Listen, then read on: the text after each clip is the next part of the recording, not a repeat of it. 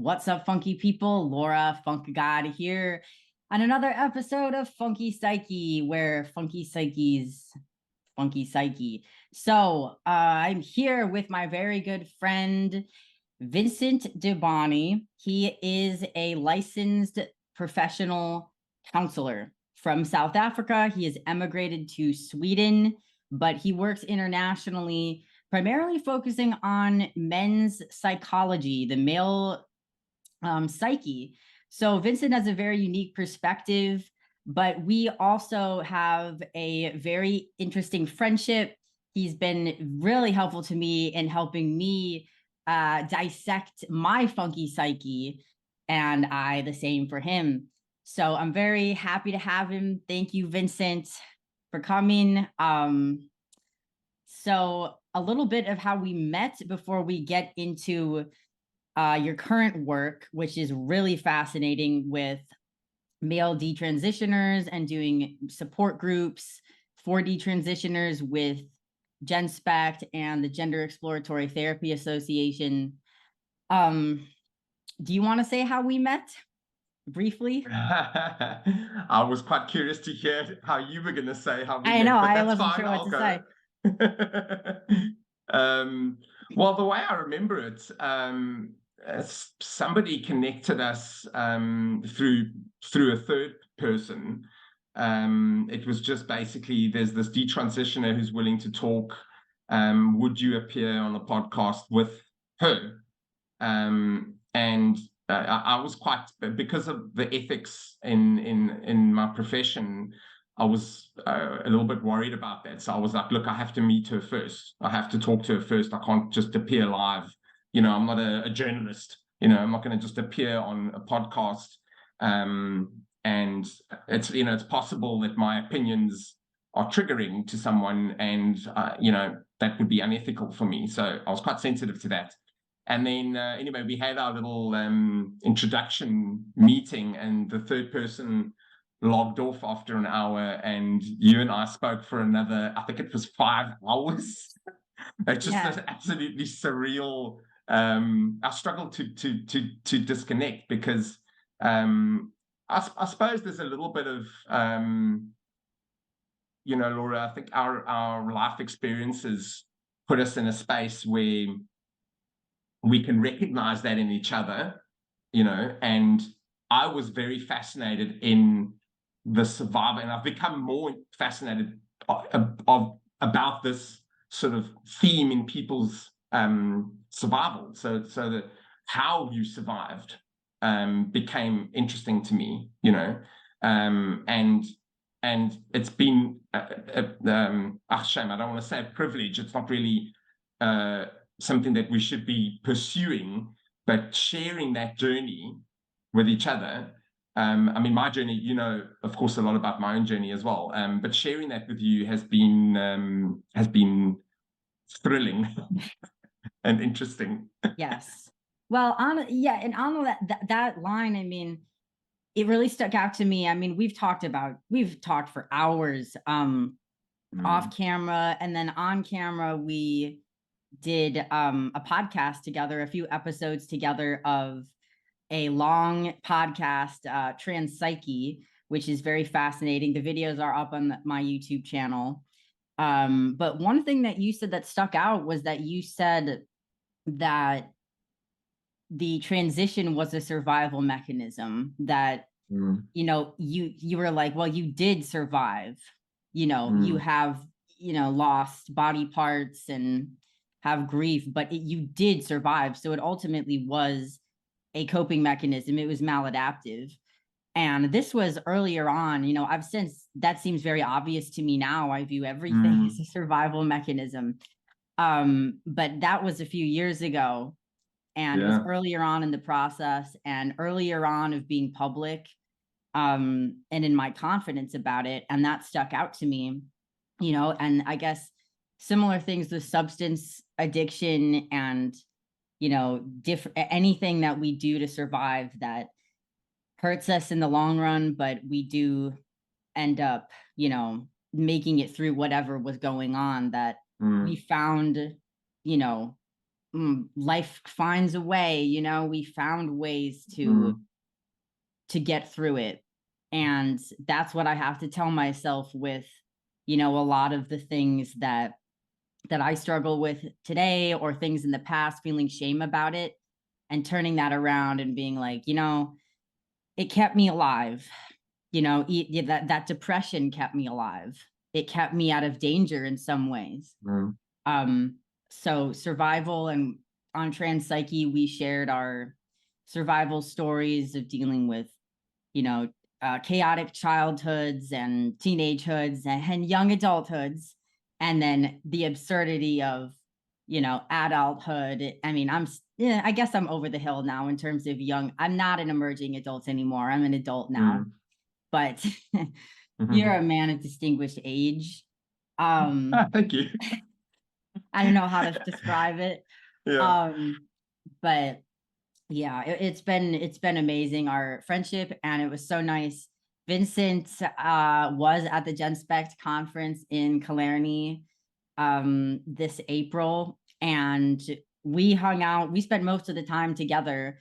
Of everybody there, both of us chose to spend it with each other, which is definitely an honor, because there are some pretty interesting people there. But you know, It's true, yeah. but not that they would have wanted to talk to us anyway, I guess. We had to talk to each other.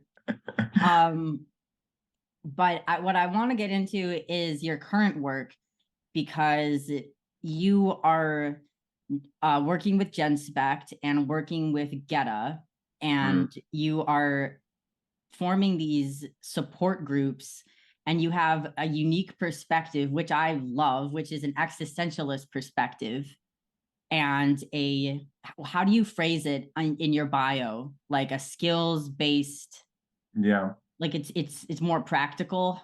Can you say more about that? Yeah, so I think I must just make it clear that that is, some of it is from my own experiences. Some of it is from stuff that I learned talking to you and other detransitioners, like at the conference as well. My thing has been, if something happened, let me just explain my approach to this problem. So the group that we're doing at Beyond Trans is part of Genspect, and that's the part that's kind of trying to focus on getting people beyond transitioning. Okay, so that group is called Bridging the Gap, that we just started a few weeks ago, and it's how we got to that, how I got to that, and I think the reason why it was supported and approved by Genspect was because of an understanding of this particular thing that I'm going to explain now, which is, it is clear that something went wrong in psychology that produced this, the affirmation protocols, the affirm approach, the streamlining through therapy to medicalization. Okay, so something went wrong on this level here, and I came up to almost the psychologist level through counseling and through my own life experience. But I started studying counseling at midlife, so I already had a different perspective.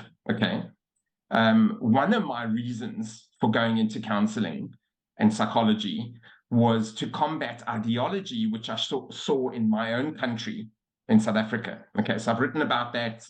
People can go and look on my Twitter and whatever. That's a separate thing that I'm interested in. But that's what drove me to counseling, was we can't keep banging the political drum, basically, and expecting change. We need to actually understand the psyche of people and the victims of, basically the victims of politics. We need to understand that. Otherwise, we're not achieving anything. We're just yelling at each other across the divide, which in America, of course, you all know, like left and right, blue and red. And that's that divisive thing. Okay, so that just wasn't working for me anymore, because I saw, even in American politics, there were things that I agreed with on both sides, and I was like, okay, but no one's actually communicating with each other, and no one's paying attention to the victims. So that's the part that pisses me off. Okay, so I think what happened was, between me talking to the detransitioners, who themselves were telling me, many of them were telling me, yeah, but I don't trust psychologists. And I have to like reassert the point that I'm a counselor, not a psychologist. There is a subtle difference. The training is very similar, but we stop short of the DSM, basically. We stop short of pathology, okay? And I can argue that well, because I've researched that line quite thoroughly. I want to make sure that I'm on the side of the pathology, because I understand when pathologies and diagnoses are necessary. I do understand that. I'm not saying that it's all bad, but I think a lot of us know and agree that it has become more of a trend to pathologize behavior. So now the whole of society can be put into pathologies. I mean, that's ridiculous. People need to get on with their lives, you know. So my whole approach to my own life and to counseling has been, and I also spent 1 year working in a crisis call center where you deal with people who are suicidal and all they want to do is get through the next day. Okay. So with all that perspective, the more I started talking to detransitioners, the more I heard from them that that's what they wanted. They wanted to just get through the next day, the next week. They wanted to go on with their lives, you know. And I heard that a lot from you, Laura, when we first spoke, you know, years ago. You would use different phrases, but a lot of it was just want to, like, you know, go on a date, get drunk with my friends, and get a job. It's like very basic things, you know, sex, drugs, and rock and roll. Yep, yep. That Let me sounds like me. summarize it, you know. I know you use more colorful language, but I'll leave that Yeah. for you. So that's the thing, is like I found myself in the space where I completely agreed with the detransitioners that something clearly went wrong in that upper echelon of psychology. Okay. And I know obviously at Becker and at Genspect and at Beyond, there are therapists that understand this as well. And we do not support the AFIRM protocols. We support exploring your gender identity, your identity in general, because that's actually the point. Gender is just one aspect of your identity. And as I say, so it was a result of like talking to all these people. And then between some of the leadership at Genspect and me, we started working on, okay, how can we formalize this better and create a resource for those detransitioners who have that perspective. So in other words, they don't trust therapists. Well, they trust their current therapists maybe, but they don't trust therapists in general. And they're doing therapy, which is a specific and often necessary mechanism for your growth. I prefer to call it, I was going to say survival, but I actually prefer to say growth, you know. And then there's this gap of what I kept hearing was simple things like life skills, and each person has their own description of exactly what that is, but you can imagine what it is. It's, as I said, it's like getting a job, keeping a job, getting this sort of will to get up in the morning in some cases, that they don't have that. You know, others are, obviously there's a hierarchy, you know, there's ones that are very functional and there's other people that are really struggling. Maybe they've just detransitioned.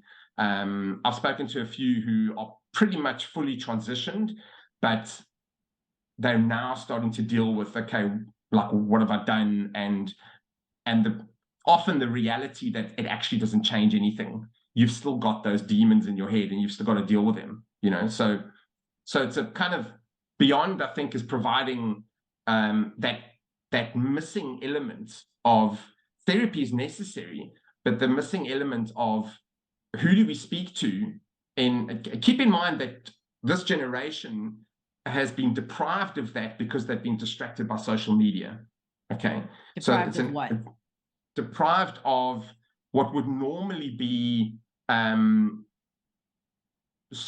socially adapted role models.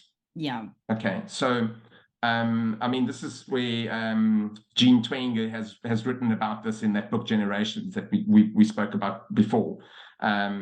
She's studied this and she's shown it in massive databases. She's shown the major difference between your generation and my generation. There's a major difference. Like we talk about generational differences, but because of the internet and technology and social media specifically, there is actually a huge difference.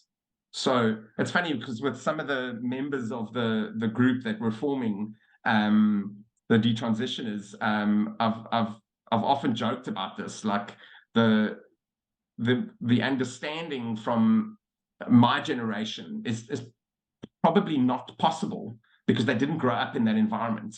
So internet basically changed a lot, so we have to find novel ways to address what this generation needs, and using the internet is going to be essential. So I'm meeting with people all the way from Finland to the west coast of America, to provide that kind of support. And it's very unbiased. It's not, as I said, it's not therapy. It's more practical. It's more existential. The one thing you'll like this. The one sort of demonstration that I use when I talk to them is, let's pretend this is death and this is life. Okay, yeah. You have to get dramatic to get people's attention, And I really believe that we all secretly, like deeply, look for near-death experiences because you need to validate something. We spoke about this before. You need to validate something before you can appreciate it. Okay, that's like the scientific nature of the human brain. That's why we've survived, right? So there's this instinct we have. This is why rituals were so important. You and I spoke about this in our podcast, So to bring it back to that generation, people that were born or people that matured around like 1996, 1998, okay, that maybe were 12 years old, so they started getting exposed to the internet and anyone after that. They don't have rituals. They don't have rites of passage, right? There's got nothing to validate their existence. So if your existence is not being validated, how can your identity form? So the gap, when I called it bridging the gap, this is kind of what I was thinking about. Is there's multiple gaps. There's a generational gap, which is kind of the adults have abandoned this generation, not by choice. I don't think anyone's done it willingly, but everyone thought, they'll be fine. They've got the internet, it's fine. They've got friends on social media. Yeah, have you seen some of these guys? I mean. So okay. So let me stop there because I could go on and on and on about the sort of the background of it, but that was the gist of it. The need came, and that's the part that I just want to make clear: is the need came from the detransitioners. Kind of started with our conversations, but the more I spoke to others, the more. I mean, I've kept notes of some of my conversations, and the similarities are amazing. And my ability, especially from my experience in the crisis call center, my ability to bring that to them, or at least do my best to, I have confidence in that because that's what I did at the crisis call center, and the idea applies to both sexes, whether you're male or female. So even though my interest, my sort of academic interest is more in the male mental health, because that is a massive problem, especially in my country, in South Africa. Well, all over the world. I mean, the suicide rate in most countries is higher for men than it is for women. So it's clear that there's a serious problem, and I mean, to a certain extent, I can agree that most of the bad stuff in the world is men doing it because we just happen to be more powerful, more aggressive, more volatile, etc., etc. So there is something that we need to be addressing. And in fact, what most Western societies do is the exact opposite. They pretend like it's not happening. It's like this whole one side of our species is just left to like maraud around and cause chaos. Yeah. The ones that are doing it, obviously that's a minority, but that's the ones that are doing it, and everyone's focused on the women and children. So it's like we're all on the Titanic, right? The Titanic is sinking, and we're ignoring the men that are like up at the top of the boat, attacking the women and children because we want to save these women and children. It's like this. It's like a cognitive distortion that I know. So John Barry and Martin Seeger talk about in the Palgrave Handbook of Male Psychology, which I love. They talk about that. They talk about gamma bias, which is this society-wide bias in male mental health and male suffering. Basically, it's like I think it's hardwired into us, I must say. So we talk about, you know, the responses to survival that you mentioned earlier. How do we survive and why do we survive and that kind of thing? That's existential stuff, but it's evolved responses that we're talking about. So I accept that it's an evolved response to not pay attention to men that are in distress. And I do understand that, but I'm not going to accept that. We live in a progressive world. We need to deal with it now. We can't keep ignoring it. Unless everybody wants continuous cycles of wars that gets rid of the generation of young males that are pumped up with testosterone and frustrated that they want to go and murder people. You know, I mean, obviously I'm being very simplistic. You know, that language is very simplistic. Not that reminds so males, I mean, that makes complete sense to me. Like, for example, I don't know if you saw, but a video circulated recently, a woman who transitioned to be a male who was passing very well physically, but she was crying because she was, you know, venting that she can't socialize very well as a man because people are cold to her now because she passes. People are cold to her. You know, women, you know, walk away from her and avoid her. She can't really have physical touch anymore with men or women, and how lonely it is to be a man. And I knew it was a tense subject. So I retweeted it and I said, you know, this is really relevant and we should be having discussions about this because it affects more than, you know, women, like men's, you know, it affects men. I got a lot of pushback, mostly from men, but also from women, basically saying there's nothing wrong with men. They, you know, men saying, well, it's our duty to just, you know, suffer in silence. And, you know, that's just how the world is. And no man wants to change it. And men are fine. And like all these sorts of things. And people were being pretty rude about it and just being like, this is a woman's problem. Like, it's because she's a woman that she feels this way. No man would ever feel. And I'm just like, that's pretty uncritical. Like, there's a loneliness epidemic for men and depression. You know, there's so many men are, you know, and it's partly related to the internet. But even in general, men, they still need to socialize. It doesn't mean that it needs to be in the same way as women socialize, but they still need to socialize. And, you know, I think a lot of men feel the same way, you know, but I think there's still a lot of men and women that do view men as just needing to suck it up and, you know, just shut up about it. So I didn't watch the video, but I know which video you're talking about. And I must tell you, I mean, I know you were on testosterone for a while as well, man. Yeah, not nearly as long as that person. I mean, it looks like they've been on it for years and years. Yeah. So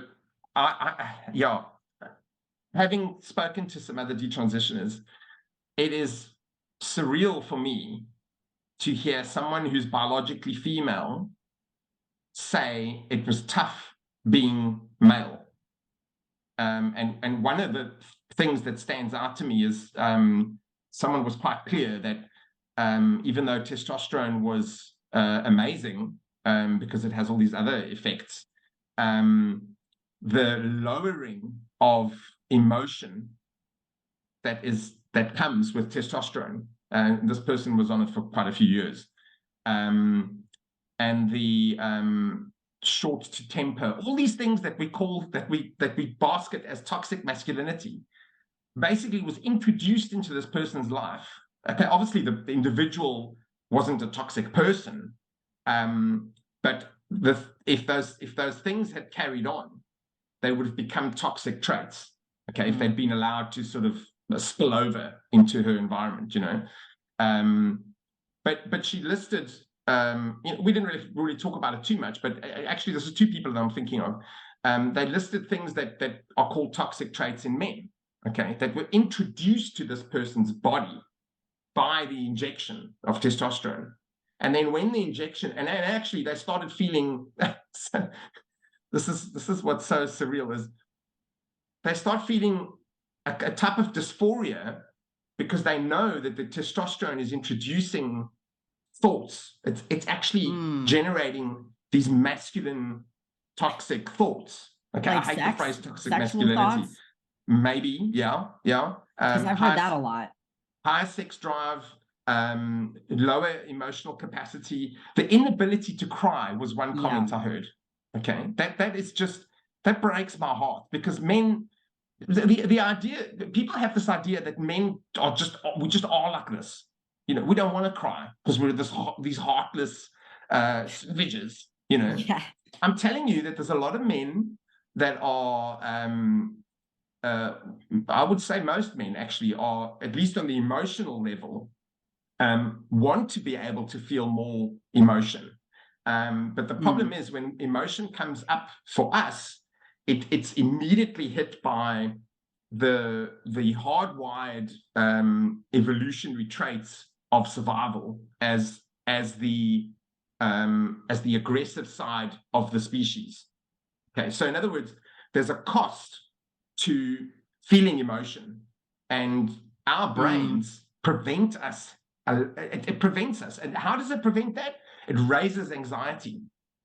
And that's what you see when you see a man getting adrenaline, like aggro or adrenaline, or start snapping or whatever. Very often, not always, sometimes he's just a douchebag, but very often it's because deep down there are emotions that are boiling up. His brain is not allowing him to express those emotions. So anyway, just to cut to the point of what we're talking about right now, is that I think it's fascinating that trans people and detrans people can tell us about sort of crossing this line that never existed before. I mean, no one had the potential, the power to cross that line before. And people are crossing that line and coming back now and going, Jesus, you know what? I spent 7 years as a man, and let me tell you, it is hard. You know, and the rest of us, let me just tell you, are going, well, welcome to our reality. You know, so it's not that, you know, I get what a lot of people criticize. They say, well, in that particular video, for example, I didn't watch that video, but I know that the ideas that come from that video are like, yes, but this is actually a woman who's brought her emotional capacity, her sensitivity to the masculine appearance. Okay, but I would argue that a lot of men have the same problem. A lot of us have very sensitive traits within us, but we're trapped in the existence that we have, which is we're male. There's nothing you can do about that. You know, well, we now know. So you're saying that men were evolved, that if they showed a emotion besides aggression, it was perceived as weakness from other aggressors. So I'm wondering what that makes sense. So, but for women, crying isn't a sign of weakness. And I'm trying to understand why. I mean, I guess I understand why women were evolved to be more neurotic, more alert, more, you know, aware, and maybe why they'd have more mechanism to cry. But I don't know. It's really interesting. I'm really like tripped out a little bit right now, just thinking about it. Like, just because I cry like every day, like I don't know what I'd do if I couldn't release that emotion. And maybe it's like, you know, I'm a female. I have more neuroticism in general, so I need that valve. But it's like, if men don't need, but if you're saying a lot of men wish they could express that emotion, wouldn't it sort of be as if it's a fantasy of what they want to experience because they're not built to really experience that? So they say they want to experience it, but they're not physically really able to. So they don't really know what women are experiencing. So let's back up a little bit, because if you could, the cost of expressing your emotions is mediated by your environment. Okay. So if your environment was safer and more friendly to your emotions, you would express them more. So what I'm saying is, men are doing this all the time. Okay, they're mediating to their environments. Okay, in many cases, the environment in South Africa is particularly bad, and that's a whole nother story. And as I say, I often tweet about it, and there's another podcast where I talk about it and whatever. But that environment is an example. It's kind of the canary in the coal mine, is what I've been saying for years now. You want to see how bad things can get when men are completely rogue? You go and look at what men are doing in South Africa, okay? Because the environment has become so unequal. There's poverty, there's joblessness, there's and the same things that we have in the West are being applied to this very inappropriate environment where it's all about safety for women and supporting women. So the state, for example, funds women that are having children. That's all good stuff, okay? But obviously, I'm not saying that we need to stop that. But what we're supposed to be doing in the same time is uplifting the men, providing them with skills, giving them jobs. I mean, there's whole industries that don't exist in South Africa that would be perfect for men that are otherwise running rogue. Okay. I'm using that phrase quite deliberately because that's from that paper that I published with Psyche, where I call the concept, the fear of banishment, I call being rogue, the rogue male. Okay. So the fear of banishment in men is a very powerful, like, subliminal force. That's the sort of evolutionary force that's running in the background. It's like the software that's running in the background. Okay. Men will do almost anything to avoid being banished from their society. So if you change your perspective and you realize that a lot of men's behavior is a response to the threat of being banished. And when you call men toxic males, that's what you're doing. You're threatening, let's do it right now. Laura, you're toxic. What does that do? That immediately makes you, and I know what someone called you this last week, so we can talk about that as well. But look what that does is it raises your threat level, and your evolved brain is already starting to spin. Yeah. And it's going to pump out into your conscious mind. It's going to pump out either maladaptive or adaptive responses to that. And that's what men are doing. So every time you say toxic male, you're triggering another male. I do understand. Let me just make something clear. In the academic sense of talking about toxic male traits, I understand that. I've got no problem with that. So in a lot of papers that I've read, even though the phrase burns me, a lot of papers that I've read, they use the term appropriately because it's in context of the discussion. But willy-nilly people using it in sort of cheesy articles and between friends and saying it to a man's face is a very, very bad idea. As it would be saying anything about someone in that tone, that you're toxic. You're toxic. I mean, that's just a vile thing to say to anyone. So we're doing it on a system-wide, a society-wide level, on a pretty much continuous basis. And at the same time, we're collapsing industries where men were required, where basically the testosterone in men's systems needed to be burned off somewhere. And modern society is slowly reducing all of those areas. Obviously war is one of them. Thank God we don't have any wars anymore, okay? But what do all these young men do with their energy now? In America, you have voluntary national service or military. That's great. I think that's absorbing a lot of that pent-up energy. You remember, the same energy is what built the world we live in.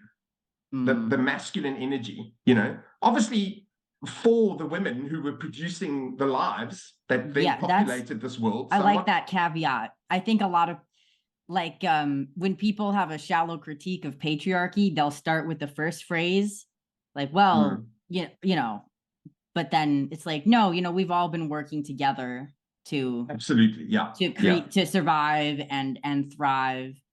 Laura, my thing is, if I could put it simply, like, men create externally, women create internally.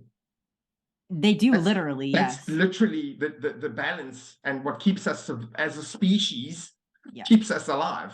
We're very focused on our tribe's survival. Okay, and our tribe could be, people in Milwaukee or 30-year-old white females in one city, whatever the tribe is. We're very focused on our tribe, and we keep forgetting that we're still part of the species. And what's running in your mind is, how does this species stay alive? Yeah. And your behavior, I'm afraid, is a consequence, in many cases, is a consequence of that. This is where the free will argument starts getting messy, I know. It calms me so much just to think about my evolutionary responses. It also freaks me out. I love that. I love it. It calms me so much if I think about my evolutionary responses. I think that's beautiful, because but it also gives me angst because it's the same thing. It's like, okay, so I feel like comfortable in my biological sex role, my natural urges, my gifts, my natural skills, my proclivities, and my unique personality still structured within that. But then it scares me because there's also limitations. Yes. I'm terrified of my urges to have children, because I'm afraid like it's not going to happen, or I'm going to mess it up, or, and so you really just need to accept that. And that's what for detransitioning has been for me, is just psychologically accepting my evolutionary responses. And, I'm not saying every detransitioner will just, sort of default or grow back into, stereotypical, heteronormative roles. No. A lot are, homosexuals, which they have their own path. But a lot of people will, because it is the ideal, and it is the default to be a heterosexual who reproduces, because we're programmed at our most basic core to do that. So, but still, you didn't answer the crying question. Like, why would women be more evolved? Like, why aren't men? Is it just because, I guess I know the answer. Like, because if men, are they suppressing their emotion because they need to have for reputational purposes, to be tough, or are they literally just stoic? Or are they just not feeling that level of neuroticism? They are stoic, but we need to back up again. This is my big thing, and like you said, my approach is. This is why it's not unique, but this is the approach that's coming out of evolutionary psychology, and I believe is kind of rooted in counseling. You need to go back to the language. Okay, so you said, are they suppressing their emotions? Okay, that implies that they had a choice. Yeah. You see, and I say, you need to understand that a 13-year-old boy who's starting to grow ball hair and hair on his chest and the hair on his face, there's no choice. You don't have a choice when you get to 18 and your girlfriend breaks up with you, and you go into 6 months of isolation because you just don't know how to deal with it. All right. And in between, you're punching doors and your mom thinks you've lost your mind. Those things are not choices. There's sometimes maladaptive responses, but the responses are mediated by the environment. But that's not a suppression of emotion. That's a behavioral. It's not a deliberate suppression. That's exactly. A behavioral. So the idea that is what's rooted in the antagonism between the sexes, between the feminists and the MGA, or the MGTOW men and the MRAs, should I say, men want to go their own way, and the men's rights activists, men's rights movement, those two camps. The fundamental misunderstanding is that, well, in many cases that feminists have a choice. I think they've also, some of the radical feminists are very driven by whatever other experiences they've had. But the idea that men have a deliberately wake up and think, I'm going to go and forward the goals of the patriarchy. Well, that's stupid. It's ridiculous. Oh, it's ridiculous. But that's why we talk about the patriarchy, as if it's this nebulous thing that exists that unites men. That's ridiculous. Same with feminism. Women are I, not united. I don't like talking on behalf of any women, but my understanding is that feminism is not a coherent. At the moment, I think we've got a big problem with that, because a lot of the feminists are the ones that want men in women's spaces. And Right. I mean, there's so many different types of feminists, because essentially it's just been diluted to mean women advocating for women, which can really just mean women advocating for their own self-interest, and everyone has different interests. So, I mean, I think we naturally have a sense of sisterhood and a sense of brotherhood, but that's more on a social interpersonal level and not a political level. And it's when it gets to the political level, or even a philosophical level, like how, like separatism, that it gets to be more tense. Well, let's be honest here. I'm not an expert on feminism, but there's no doubt that a lot of people adopted feminism because they were actually Marxists. So there's a distinction there, that the Marxists want to they do want to intersectionalize society, and whatever allies that they can bring on board for the goal of just destroying capitalism and erasing the meritocracy, that's what they'll do. Unfortunately, what's happened is, I think a lot of the feminists that I've spoken to, they never signed up for that. What they want is they want equal rights for both sexes.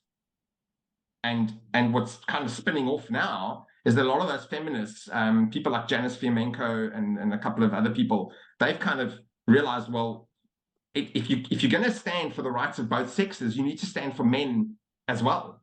So when you see men being suppressed or maybe oppressed, I know using men and oppressed in the same sentence is going to trigger a lot of people, but there are certain environments where they are. Okay, so for example, they won't get a job because they're the wrong sex. Okay, that does happen. I mean, let's be honest. And in some cases it's justified, but in some cases it's really unfair. So I think that's to me, it seems like as soon as I hear a feminist using Marxist language, then I know what I'm dealing with. I'm dealing with an ideology. Yeah. I'm not dealing with someone who actually wants equal rights. It comes back to that whole equality versus equity, and there's a lot of feminists that are Marxists and they want equity. They want forced equality of outcome. And then there's people who want proper equality, which was kind of the original goals of feminism, I believe.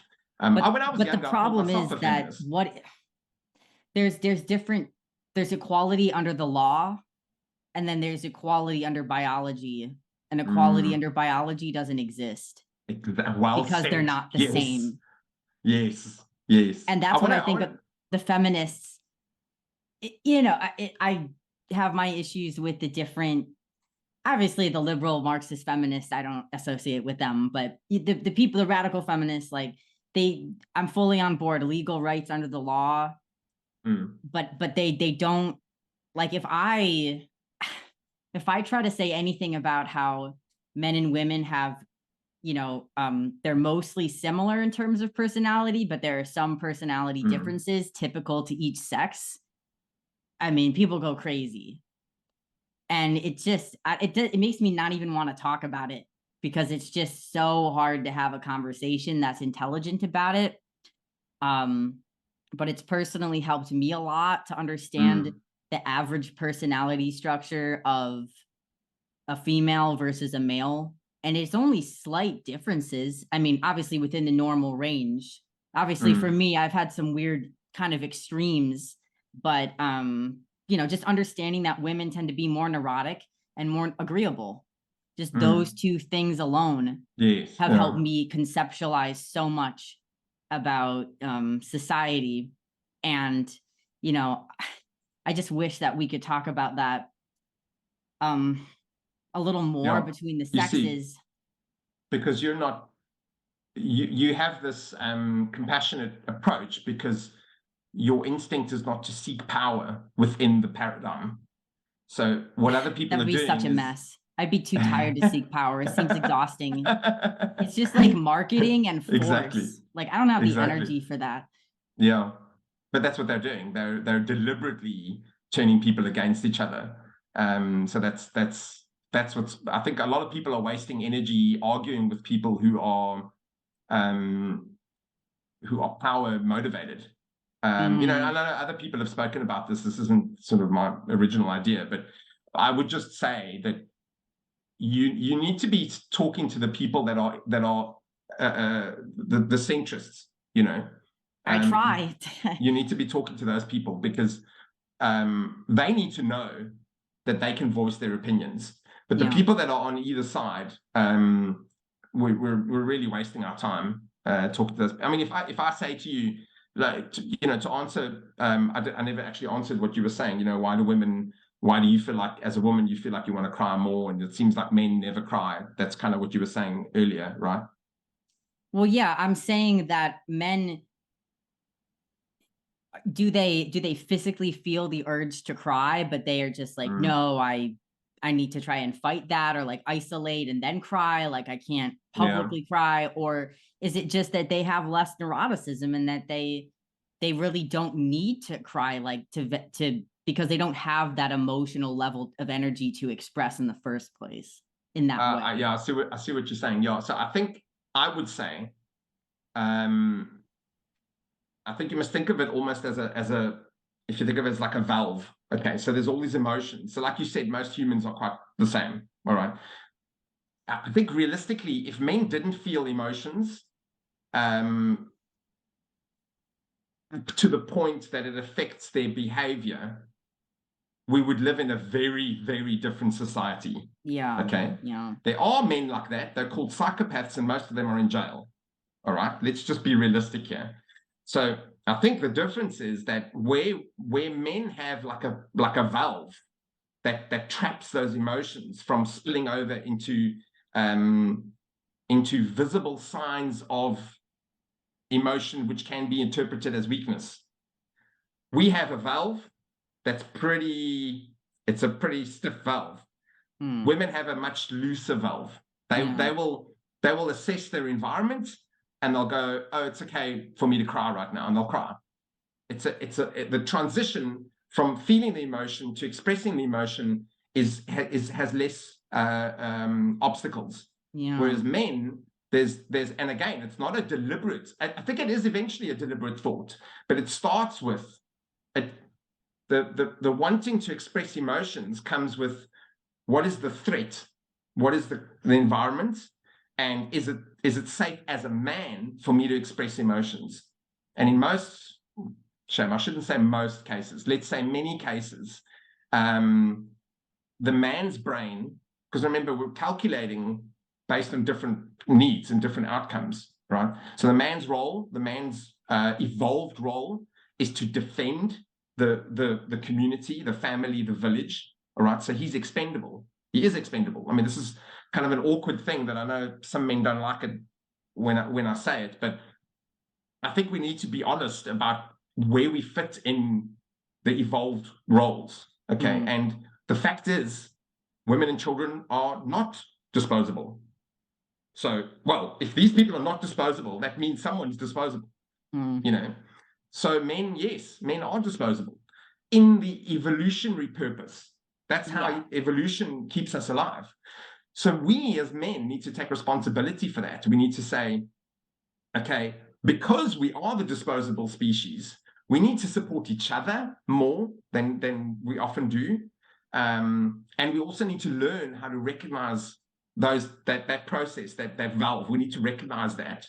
And we need to say, okay, well, instead of getting to the point where you feel the emotions, you make the calculation that it's not safe to cry right now. Like, you know, imagine if you're on a work site, okay, and you're busy digging a hole, and someone drops a 5-pound hammer on your toe or on your foot and breaks bones, because this is the level that men operate at, you know. And you look down and you go, you know, the first thing you think is that you're not going to be able to go to your son's soccer game on Sunday, because that's what's actually going on in men's heads. Okay, we think about the consequences of our Absence. Absence, yes. On the environment, on our family, on that kind of thing. But besides that, he's in pain. Okay. So he's going to go, if he bursts into tears like a sobbing little 10-year-old who's, I said 10 because 10-year-olds don't have testosterone. They don't have a lot. Okay. That obviously it all kicks in a bit later. He's not going to cry. He's in this serious pain. He's having a very emotional thought because he's realized the consequences of this. He's going to be bedbound for weeks. He's going to be missing out. He's going to let his friends down, okay, because his friends need him on the work site. Maybe they're a small company and there's only like 3 guys in the company. There's all these consequences, okay? But if he bursts into tears in that moment, what he signals to everyone is that it's a foregone conclusion that he can't be depended on, that he's not reliable. Okay, so it's like, oh my God, we thought we could rely on him, we thought we could depend on him, but at the crunch, he allows emotions to overwhelm him.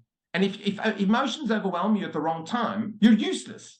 You can't complete the task. I'm speaking in very grand terms here. Okay, so if you're a general in a war and you're you can't cry. So, but what if he was alone though? That's kind of what I'm saying. Like, take him out of that environment. Would he cry? He probably will cry. Yeah. Yes. This has happened to me. You know my story about being. I hurt my back and I was bedbound for 3 weeks. I couldn't walk properly for a year. I cried a lot because I thought I was going to lose my wife. I thought I was going to lose my business. I thought a very active lifestyle was over. There were all these I'd only just recently started enjoying my damn life, and now all of a sudden I'm a paraplegic. That's how I felt for a couple of weeks. And I was very emotional, and I cried a lot, but I never cried in front of my wife. Never.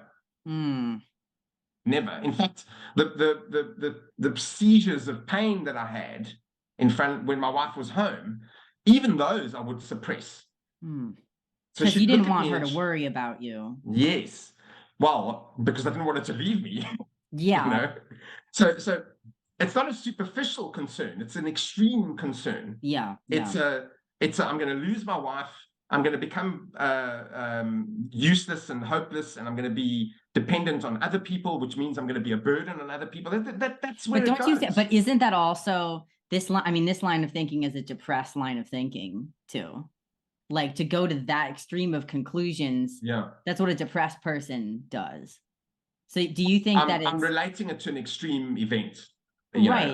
Well, that was a more extreme event. It's an existential event. Yeah, that was an existential event. But I feel like, do you think men apply that level of extreme, pressure to smaller situations when really it wouldn't be that big of a deal, and it might actually be healthy for them to express emotion? Yes. Yeah, I get what you're saying. And that's exactly what I'm talking about, is we as a society need to think more about the environment that we're creating for those moments. If we want men to express themselves more, we need to make sure that the environment is or the environment is conducive to, that the environment is conducive to them expressing it. And that involves us being able to recognize when men are communicating. So, for example, we say men must talk more, but then when they do, there's a cost that's paid, okay, because society is actually not ready to deal with that. So what I'm saying is, if we paid more attention to how men are communicating besides their vocalized expressions, so in their behavior, they drink a lot. Bars and pubs are full of men all the time. Okay. And I promise you, men get very emotional in bars. If you go to, I was a barman for many years, and there was emotions every single day.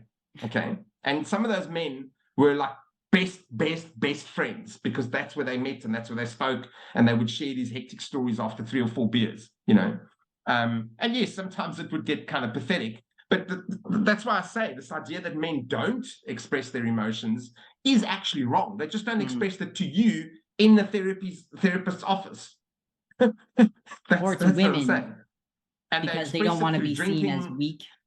Yes, they express it through like, sometimes I think a lot of not all sports, but I really think a lot of sports and physical activities that men do, other physical activities like gym and whatever, are actually ways of men handling emotions out of their bodies. So if you pay attention, all of a sudden you say, okay, well, maybe they're communicating, they're just using all these other things to communicate. Yeah. Now you start seeing that men are actually communicating their emotions. Yeah, I mean, if they're lifting all the time, they're just suddenly lifting all the time, like maybe some shit's going down, in their life. Yeah. But this is what I'm saying. Why? But yet for women, I mean, yeah, there's obviously kind of the extreme end of a woman who's so emotionally unstable, and that might be associated with being unreliable as a mother or person, but why is it not the same level as men? Because when women cry, I mean, they cry. I mean, I think most people try not to cry in front of other people generally. No. Yeah. But I think women cry a lot more frequently in front of other women, and even in front of men too. Maybe not in front of children if they're trying to be strong for them, but it does seem like women and men, like women, so they still do the same thing, but they do cry more than men, and it's not perceived as a weakness when women do it, because it's not necessary, because it's not a weakness in this part of the species, because this part of the species is standing guard, so to speak. Yeah. Is vigilant, is disposable. When the attack comes, whatever that attack is, the ones that will throw themselves in danger are the men. So there's no immediate cost to. Again, I'm speaking very broadly, so I know some people will be like, yeah, but if I start crying, then my children will get upset, then my husband will freak out. Obviously, that's an individual, but on a species-wide level, you mentioned it. I was waiting for you to bring in children. From an evolutionary perspective, you cannot separate the female from children, from the concept of children. So whether you have children or not, and I say similar things to men, by the way, but the context is a little bit different, obviously. But if you don't understand your responses in context of you being a possible mother, or actually a mother, potential. Everyone is a potential mother. Almost 3 million years of evolution to make you a mother. So whether you have children or not, that's still what you're designed to do. Yeah. It's like going out into a farm and seeing a tractor and saying, I'm going to drive that to the beach this weekend for a holiday. That's ridiculous. You don't use a tractor to go to you could, but that's not a great idea. So we need to look at what things are designed for. Our bodies are designed to propagate the species, for the species to survive in a very, very hostile environment. We keep forgetting how hostile our environment is, and maybe COVID has reminded people a little bit how hostile it is. But if you remember that, so a lot of the work that I do with my private clients is life stage transition stuff, and that can only be done in context of your sex. What is your sex at 20? What is your sex at 30, 40, 50? Not what are people. That's meaningless. If you're dealing with an individual, you have to deal with them in context of who they are. So I've forgotten, Laura, how old are you? 26. 26. So for 2 million years, by 26, you would have had 2 or 3, 4, 5 kids by now. Yes. Okay. Yeah. So your evolved response is, and the thing is, obviously it'll vary with individuals, but ultimately you are responding to the world as a mother. A lot of your responses are already as a mother, because that thing's running in the back of your head, in your DNA. It's running. I mean, even before, I wonder how much of it was running before I was really aware of it, because really only in the last year or so have I really felt like, yes, I want to be a mother. I don't feel ashamed of it. I'm fine with it. It feels very feminine to me. It feels very normal, very natural. And I'm fine with it. And I'd like it to happen. Only in the last, but only in the last year or so. Before that, I mean, certainly something must have been happening, but it certainly wasn't matured. What if part of your transition in the first place was to deflect from the emerging responsibilities that were emerging, but they were very subconscious. Yeah. So what it does is that if you think of like if you think of something coming out of the water, if there was a large thing coming out of the water, the first thing you'd see is like the water lifting. Okay, so what if the guilt and the shame and the anxiety and the neurosis and everything is a sign that new phase, and it applies to men as well, by the way, it's not just women, that a new phase in your development as a human being into 20, into 30, into 40 is signaled by these rising anxieties. And depending on our environment, we either deflect, which is whatever mechanism, it's aggression, it's alcohol, it's drugs, it's whatever. Deflection is, I mean, this is a very known concept in psychology, but I think some people have made that connection to the life stage itself being the source of that pressure. I mean, when you think about the life stage of an emerging adult, everyone kind of knows, like, yeah, you're transitioning to college, adult responsibility, but no one mentions sex at all. No one mentions like reproductive burden coming to weigh on you for men or women. They're just like, oh yeah, the college years, you experiment and it's like, it's very intellectualized, the emerging adulthood.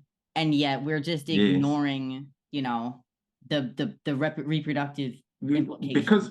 Because we are all unfortunately we live in what's his name, Watson and the other Skinner's world, Watson and Skinner's world, because they were the ones that had the whole behavioral approach. They're the pure behaviorists. Okay, they're the ones who said, bring me a child and I'll make him into a specialist. I'll raise a skilled. So they sort of had this idea that you could take any human and make them into something, and but not the opposite sex. Well, that's the thing, is that they were still rooted in those kind of that era. I think we're talking about the 50s and 60s here. But unfortunately, even though we've got all this other knowledge around evolution and around psychology, we still very much are in that world that you're kind of born and you can be shaped into whatever you want. So you can ignore, this is what Steven Pinker's Blank Slate, the book Blank Slate, was kind of about, is we cannot pretend that we're blank slates. And a lot of psychology, I'm afraid, is still embedded in that idea. It's still, if you go to its roots, it's still in that idea. We have to adopt the idea that we have boundaries that are given to us. In a way, and it's actually helpful, because what a blank slate sucks. Like a blank slate, I mean, God, just the amount of chaos. I feel like I was viewing myself that way because I never had good grounding in being a girl, because I wasn't feminine, and I didn't have good grounding in being a boy. So again, I was identifying as this third other thing. And it was so chaotic, and it's been such a relief to just accept being a woman. It's just given me so many boundaries to be able to develop life goals. And it's not like I can't still be, my funky self and, do whatever I do, or still have my problems or whatever. But now it's within it, it's confined. And now there's walls that I can bounce off of and be like, okay, I can always just come back to the fact that I'm a female and I have certain, proclivities towards, these really meaningful goals and instincts around it. And that's been extremely healing to me, while also being scary, because obviously being a woman has some really severe downsides as well. If men are the just, expendable sex, women are the women are burdened in other ways. They're burdened with, you know, and more anxiety. They're burdened with more anxiety. They're burdened with more pain, like emotional pain. They're burdened with more risk of, you know, male violence. And Absolutely. Yeah, absolutely. I wonder, what do you think of this? Like, I just thought, you know, there's, I know there's this, I agree with this idea that the male part of the species is expendable in the context of like saving the genes, saving the species. Okay, there's for any organism to survive, there has to be an element that's expendable. So I understand that. Okay, but then I wonder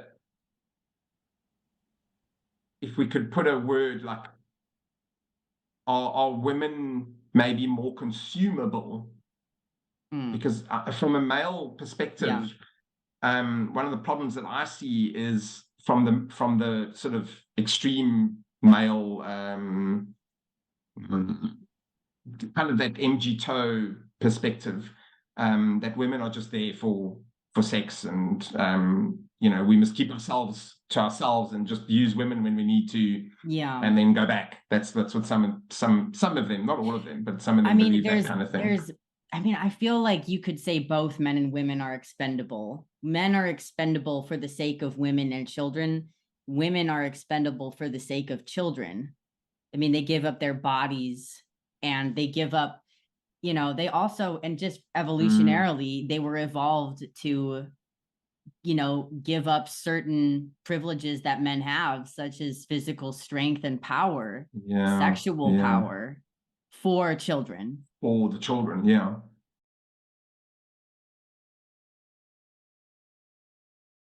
Do you, this is a intense question, but do you think that we were evolved? Do you think rape was evolved? Like, how do I phrase? You know what I'm trying to say? Like, I feel as if I think evolution selected for rape, and it naturally made one component of the species more physically powerful to be able to force the other to submit for sexual reasons. Now, not that that's only ever the case, because there's obviously a lot of reciprocal reproductive practices. But do you think that that's true? Do you think it's selected for rape? You know, I wish I could remember David Buss's chapter on this, because he does a whole chapter on this in, I think it's called, well, in England it's called Bad Men. Anyway, David Buss's book, he's the evolutionary psychologist. So I'm tempted to say rape has not evolved, but I think that's very hard to argue, because if anything's prolific in our behavior, which it is, it exists in all societies across the world for centuries, as long as we know, then obviously it's evolved. But it gets a bit messy, because you look at the contexts where rape occurs. I think you have like rape in the context of war, when there's war occurring, and men, there's this idea that, I mean, it existed for centuries, so we have to deal with it, that men were entitled to the women. If the you know, the town was destroyed, men could take the women. Some of them they'd keep, some of them they'd rape and then murder. You know, so there's this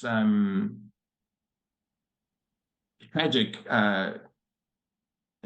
combination of violence and procreation, and when it's channeled through that context, it's chaotic, you know. And I think what the Western world has, well, what not Western world, what organized societies, whether they're Western or not, have tried to do is to separate that, you know, and keep the rape. Is it a response? I don't know if response is the right word. You know, it's a very sensitive subject. But I think that's what we've done, and we've done it quite successfully in most parts of the world, where rapists are put in jail and they're punished immediately. They're isolated, ostracized, etc. And I mean, that does, I mean, I feel like if you look at many other mammals, I mean, it's not quite rape, but it's forcible. I mean, and it's not all the species. I mean, there's certainly a lot of species where the males will signal and try to impress the women, and then the women will choose them. But there also are a lot of other where the males will just forcibly, and the women just kind of submit and deal with it. You have to pay attention to the traits of those two individuals. Sure, this is thin ice we're on here. But I'm going to fall back on my rogue male idea. Okay, that I never mentioned rape in the rogue male article, but the man who gets to the point, I understand that very often the men that, and this I can tell you from studies, very often the men that perpetrate rape actually have power. So it's this idea that it's men that don't have power that perpetrate rape is not exactly correct. Okay. Unfortunately, you're appealing to the extremes of human nature, but of male responses, where a man has no rape, like no power, and he commits rape, like in South Africa. So rape in South Africa is a huge problem.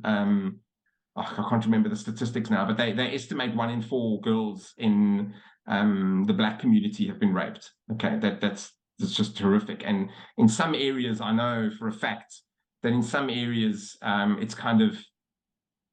it's not accepted or tolerated, and very often the community get together and they go and they attack the rapist because they have to take things into their own hands. So it's not that it's accepted by the community. Yeah. But if a young girl says to her mother that she was raped, very often the mothers are forced to just deal with it because there's not much they can do. They can't move. Sometimes the rapist, there's a very good material on YouTube about this. Actually, if you Google rape in South Africa, you'll actually find very good documentaries and that kind of thing. So the trauma is obviously the same. The trauma is still terrible and it'll ruin that girl for the rest of her life. But there's very little some of those communities can do. So I'm just talking about the one level where the women are powerless, but so are the men. And the only way the men can exercise any evolved urge to procreate is to take it. Okay. But then on the other end, a lot of rape in Western society is perpetrated by men with power. You just think about all the celebrities that have been charged years later with multiple counts of rape, and it comes out that they've been doing it for decades. Okay, so think about that kind of scenario. Yeah. Because that gives them access to women, and it gives them the idea that they now can spread their genes. So those are the two extreme ends: the very powerless and the completely powerful. Yeah. So I just think we need to think about, again, what are the environmental factors? What is mediating the fact that in South Africa men can do it, live in the same village and do it to multiple young girls over and over and over and over and get away with it? The and other men aren't policing them, right? Well, not always, because it depends. As I said, like if the man has some power in his community, no one's going to challenge him. And underage marriage, I put that in, if someone's not watching me, I'm putting it in inverted commas. Marriage is still very common. So a man will go to the city, become wealthy, and he'll come back to the community, and he'll end up marrying an underage girl. But actually what he did was he raped her. He then goes to the family, tells this is common. This is not an unusual occurrence. He'll go and then tell the family that he's taken the girl. He'll use different language. He'll say, I've basically taken your daughter. Here's what we call lobola in South Africa. It's a payment for the marriage. And then the family has to concede, because now that's it. If she doesn't marry him, then she's the victim of rape. If she marries him, it's her husband. So it happens quite often that the families are kind of tricked by these men who've come back with some money and some power. There's stories of this. I mean, again, you can Google this. There's stories about this even in the media, but a lot of them don't make it to the media. And then he'll end up marrying an underage girl through that mechanism, you know. But that's again, I say it's mediated by the environment. The family has no power to resist this man's behavior because the state is impotent. Excuse the what's the language. The correlation, I'm trying to think of what, there's a correlation between sociopathy and something to do with, I'm trying to think of what it is exactly, not, oh yeah, sexual promiscuity. Yeah. So do you think that exactly so in that's the thing that we need to sort of pay attention to, that for a lot of men, ever committing rape, for most men, ever committing rape is completely out of the question. In most cases, the rapists are a fraction of the male population. And in fact, what happens quite often is that if in some countries, in some cities, for example, they remove those men and the rape ends, the rape stops completely. There's all of a sudden no rape. Okay, this has been shown all over the world. So again, it's mediated by the environment. So that's why I keep saying the society has to take a responsibility for what we've done in the environment that allows those rapists to get away with it in South Africa. It's collapsing jobs, it's collapsing the state entities, the police are ineffective, rapists don't get caught, there's no, the whole laboratory services of the police has collapsed.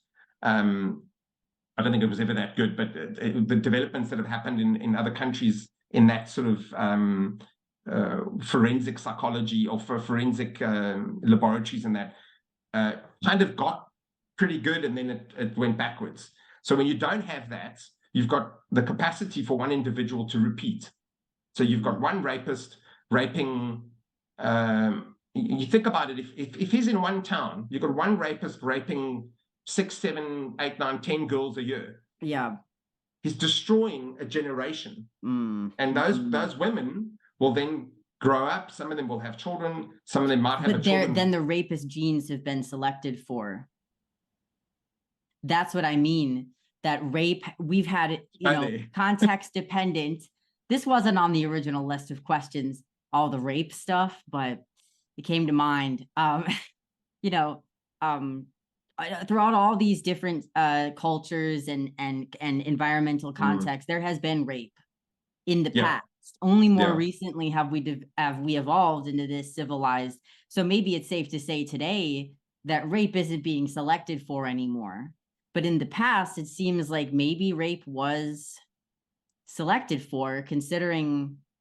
Well, I think let's be fair here. Like, I think it's very hard to say a specific behavior, like it's very specific behavior in extreme circumstances is selected for. But but up until, yes, it's extreme. The South African culture is extreme compared to today, other cultures. But in the past, it wasn't considered so extreme because the environment was so harsh for everybody. So therefore, could it have been an evolutionarily necessary mechanism?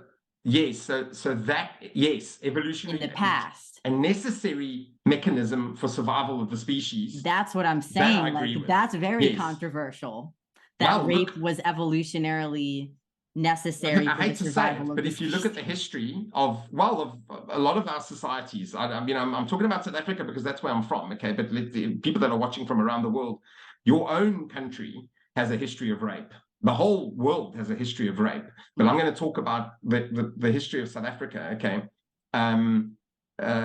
The colonizers, when they arrived, not all of them, obviously the boats were filled with some entrepreneurial people, some maverick people, some very intelligent people, and a couple of psychopaths. And those psychopaths raped indigenous people, okay?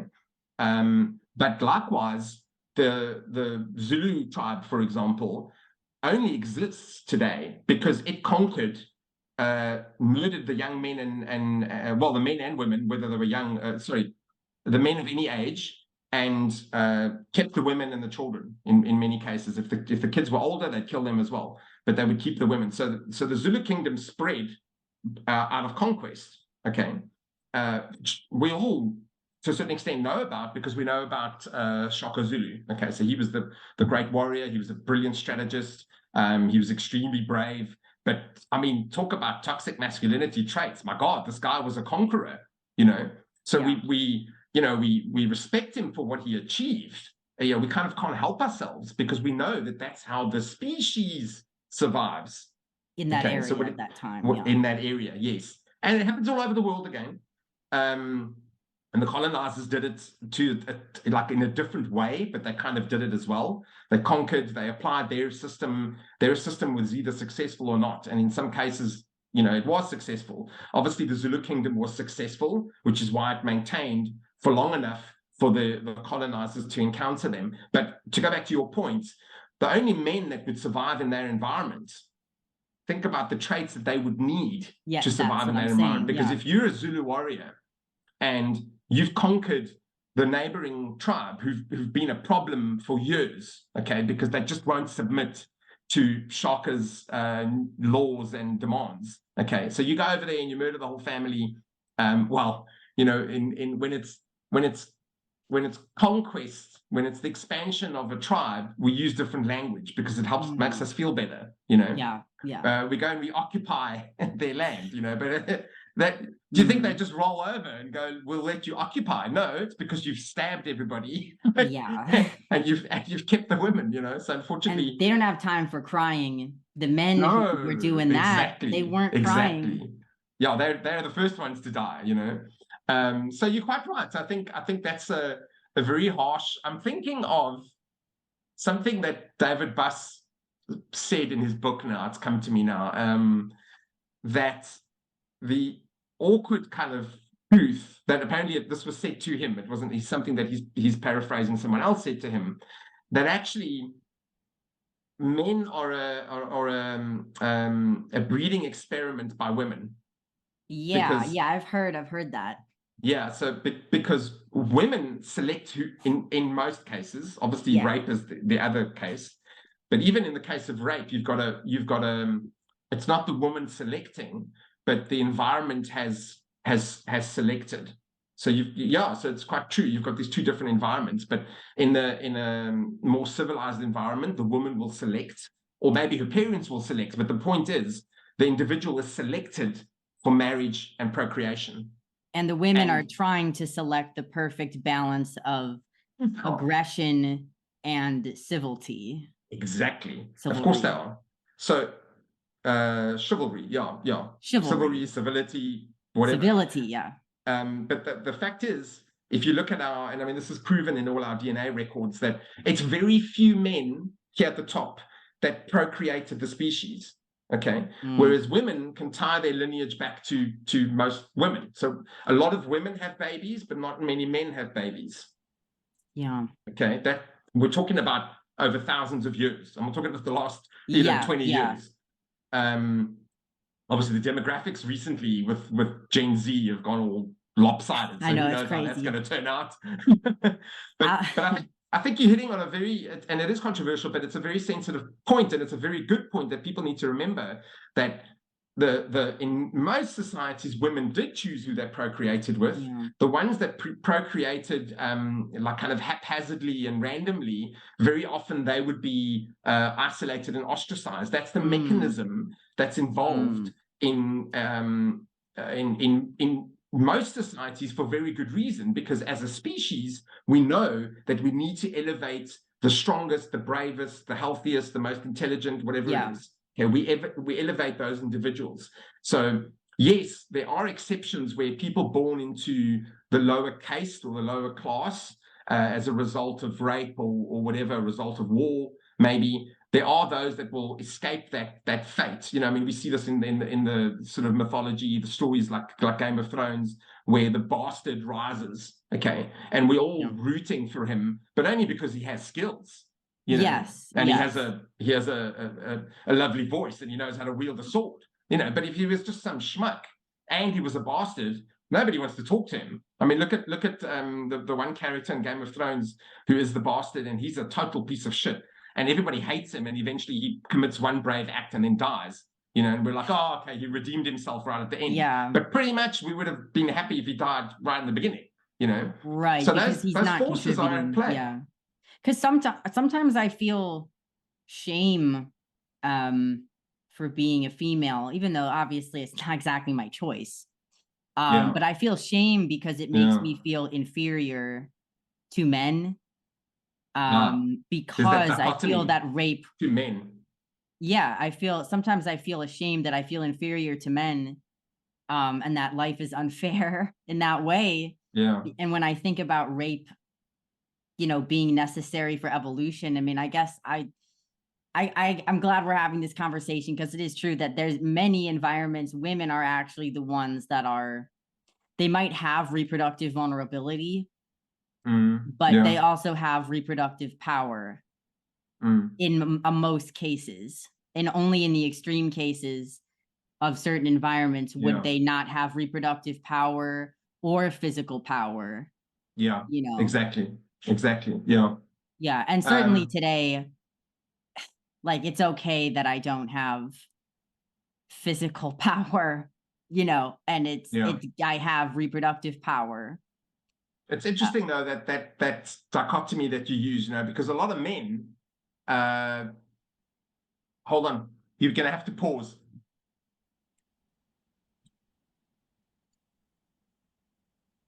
Okay. So I was just saying that I am kind of battling shame sometimes about being female, because I feel like I kind of get a rough lot in life, that I have reproductive burden. You know, I'm weaker physically and don't have that power. And I have neurotic burden. And I have a little bit extra neurotic burden, you know, because of my environment. And it does feel like I have more complexities going on because I have that biological clock. And that really makes me anxious. And I feel jealous of men, because I'm like, man, they get to be so stoic. Like, they don't have to deal with this level of neuroticism and a biological clock. You know, they can just reproduce at any time, and they can take as long as they need to do their career or, you know, fuck around or heal. Like in my case, I need some time to heal from my childhood trauma. Like, if that happened to a man, they could take as much time as they wanted, and then they could still reproduce and find mates. But it's like, I have to get my shit together faster, you know? And I'm angry. I'm resentful about it. There's like a because I could say exactly the same thing from a man's perspective about you. I would like to hear it. Oh, as to women, not you in particular, you know, because from many men's perspective, women have it all. Women, I mean, the most, I know this is a bit of a meme that goes around on the internet. The most people think the most powerful thing in society is like a wealthy man. Okay. But the thing that'll bring a wealthy man, the thing that'll bring Elon Musk to his knees is a beautiful girl. Yeah. Okay. Especially if she's produced his children. And we see this. I mean, we see this. So the most powerful thing in an environment is only as strong as the thing that he bows to. Okay. And that is men's the Achilles heel of men, is that they will well, I would expand that a little bit. I mean, let's if any males are listening, they're probably like, oh, I'm not that simple. And I respect that. The superficial appearance of a woman is purely a signal of what she can provide for you. So it signals her reproductive capacity. All right. We're talking evolutionarily sort of processing and whatever the mind is doing at the same time. So a beautiful woman doesn't simply represent, well, it shouldn't simply represent. Unfortunately, there are some figures like people like Andrew Tate that are presenting women as just these things that we can possess, and then when we're finished with them, we can pass them on or get rid of them and replace them with someone else. That's a problem in male culture at the moment, okay, which I'm combating actively, trust me. But that's what a lot of young men see, because they don't have that depth, where an older man, or maybe just a wiser man, doesn't have to be older, will say to him, yes, but that woman represents a life lived in a union, producing children that expands the values that you share, that reflects love that you feel. You create this microcosm of your values, of love, of support, of you create your own universe. Exactly. Which is like, dude, I want that. Literally, you literally create your own universe. So, I mean, I'm married, and I know that I've done that with my wife. Okay, we've decided not to have kids for very complicated reasons, which I'm not going to talk about today. But I totally understand that the family, the only reason we're a successful species, that we have technology, is because we formed families.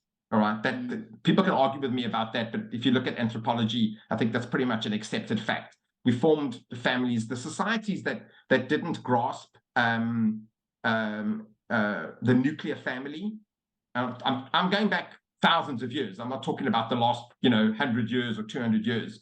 Those societies didn't function well. A lot of them were conquered. Those were the ones that were vulnerable. Okay, because they had weak networks. The motivations of the individuals to defend the community were not strong.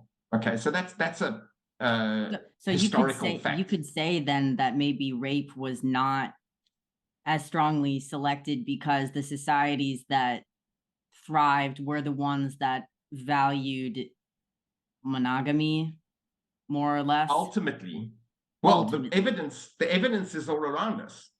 Yeah. Name a society where rape is condoned. That's why I said you have to be very careful when you say that something like rape is selected for. Yeah. Aggression, status seeking, climbing the hierarchy, aggression, stoicism, those things were selected for by women who chose the men they bred with. Because what they wanted was they wanted sons who would have those traits. Okay. In many, many cultures, that's across the world. That's not a Western thing. It's across the world. So obviously the women hoped for these men to have, empathy and compassion and these other things as well, obviously. But there's no doubt. I mean, we I think in the modern world, we kind of forget what choices were necessary 100 years ago. Right. Because now it seems like, well, none of those choices are necessary. Now you can just have kids, and your kid can be as sensitive and as well, that might necessarily not be the best thing, as we're seeing with Gen Z. Yes, yeah. So part of that's just environment, but yeah. So we accidentally created. Coddling of the American Mind famously writes about this, and they I think they hit the nail on the head, and we've been talking about that book ever since, because again, I want to point out, like, the same thing with the young boy who starts getting testosterone in his system. I think Gen Z and that whole range of people, because it's spilled over into older people as well, the internet age, technology, all that stuff. So it's Gen Z and other people that were susceptible to it. Well, I've seen people in their 60s fall into social media and become completely. Oh, okay. I was thinking more about the gender stuff specifically. That's a very specific thing. But I'm talking sort of maladaptive responses have spread through social media, and they're affecting older people as well. So you get a lot of older people that live through the internet. Okay, it was certainly marketed to them. Of course it is. Yeah. It's marketed to everybody. But that's so we all thought we were doing a good thing, but as a counselor, it's painfully apparent to me that individuals will inadvertently seek the easiest path. So now you've got a whole society that's been provided the easier path to assuage existential guilt. That's ultimately what it boils down to.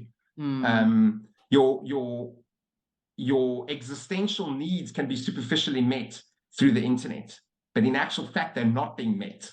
So it's a lie that we keep swallowing, and we just go around. Being... Well, to do something with your existence, to procreate in some cases. I mean, I'm not going to have kids, but I understand the urge. But to create. So like I said earlier, if we come back to men create things in their environment and women create things within themselves and in the environment, obviously. But when you suppress, or maybe those things are being artificially suppressed, okay, because the internet seems to provide them. So superficially, your brain is perceiving that you're creating, okay? But if you're actually not, then there's this internal guilt that will start growing and building and building and building. Yeah, I know you know. Yep, don't I know it? So you think about that on a society-wide level, a generational level. I think we've accidentally created a shit environment for adolescents, for kids. I honestly, I'm going to make a bit of a prediction here. I honestly think that in 10 or 20 years' time, things tend to happen very fast these days. So maybe it's even 5 to 10 years' time. We're going to understand social media and the internet very, very differently to the way we do now. I think future generations are going to be horrified that we gave 10-year-olds devices that have access to anything. I think that idea is going to be seen for what it is, which is extremely risky. But at the same time, I mean, we're going to have virtual reality. We're going to have AI. I don't see it going away. And I'm in favor of the virtual reality because the way I've heard like Mark Zuckerberg talk about it, for example, the way that, that we're communicating right now is really not ideal. It's not natural, and it's not really fulfilling as much as it could be. No. So if there was like a 3D experience, I'm just hoping to like find a mate before that happens, because it's going to be hard for me not to like be in that world. Like, because I'm already so used to this, and I mean, I haven't gone insane completely from doing it, but it's not ideal. So I must just tell you the studies, the more recent studies on the effects of the different things. So like texting versus video chat versus in person, the effects on your mental health. Video and in person, there's a very small difference. Really? Yeah. I read this recently, and it's actually, even to me, it was quite surprising, because what we tend to do is we tend to read studies that are focused on one aspect. They very often don't compare those. Can you send me mediums. I'll have to find. I think it's in Gene Twinger's book, but I'll find it. But that to me was quite interesting. So what they showed was in the cases of people that are able to translate this, which we did actually, because we met in person a few weeks ago. We did. See, that counts. We're normal. It does count. And well adjusted. The people that are able to translate that into real world behavior, real world activities, have very positive outcomes related to the internet. Okay, it's the people who get consumed and fall into social media. So social media, as distinct as it is from using the internet. We're using the internet right now. We're not in a social media platform. Yes, that's true.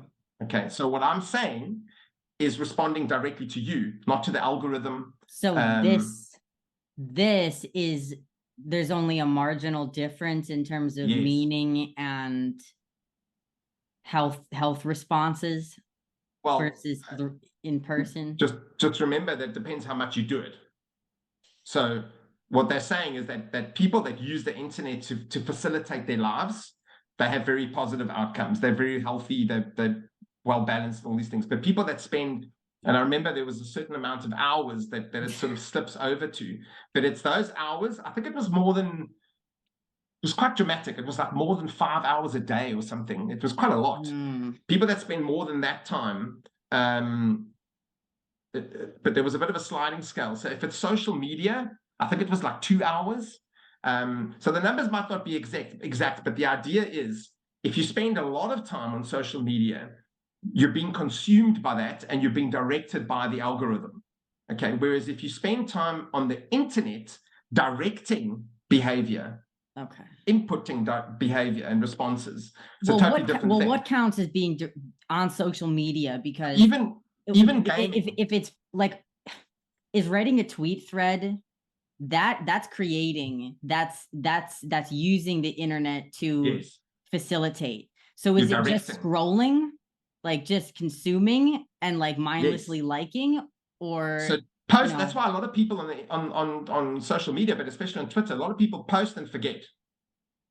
Okay, you hear people like well, a lot of people, what they do is they post and they don't read the comments. So they use Twitter to communicate with their fans or their base or their friends or whatever. I mean, I don't think people use Twitter to communicate with their friends. You know, that it's a public square. Well, yes, we'll make friends. I mean, you and I met indirectly through Twitter, and most of the people at the Genspect conference, we all met through Twitter. Right. So it's not that it doesn't do that, but it's not a friend platform. It's a public square platform. Yeah. Right. So we happened to meet while we were in the square, whereas Facebook is a friend network. Mostly, that's its function, that's its basis, right?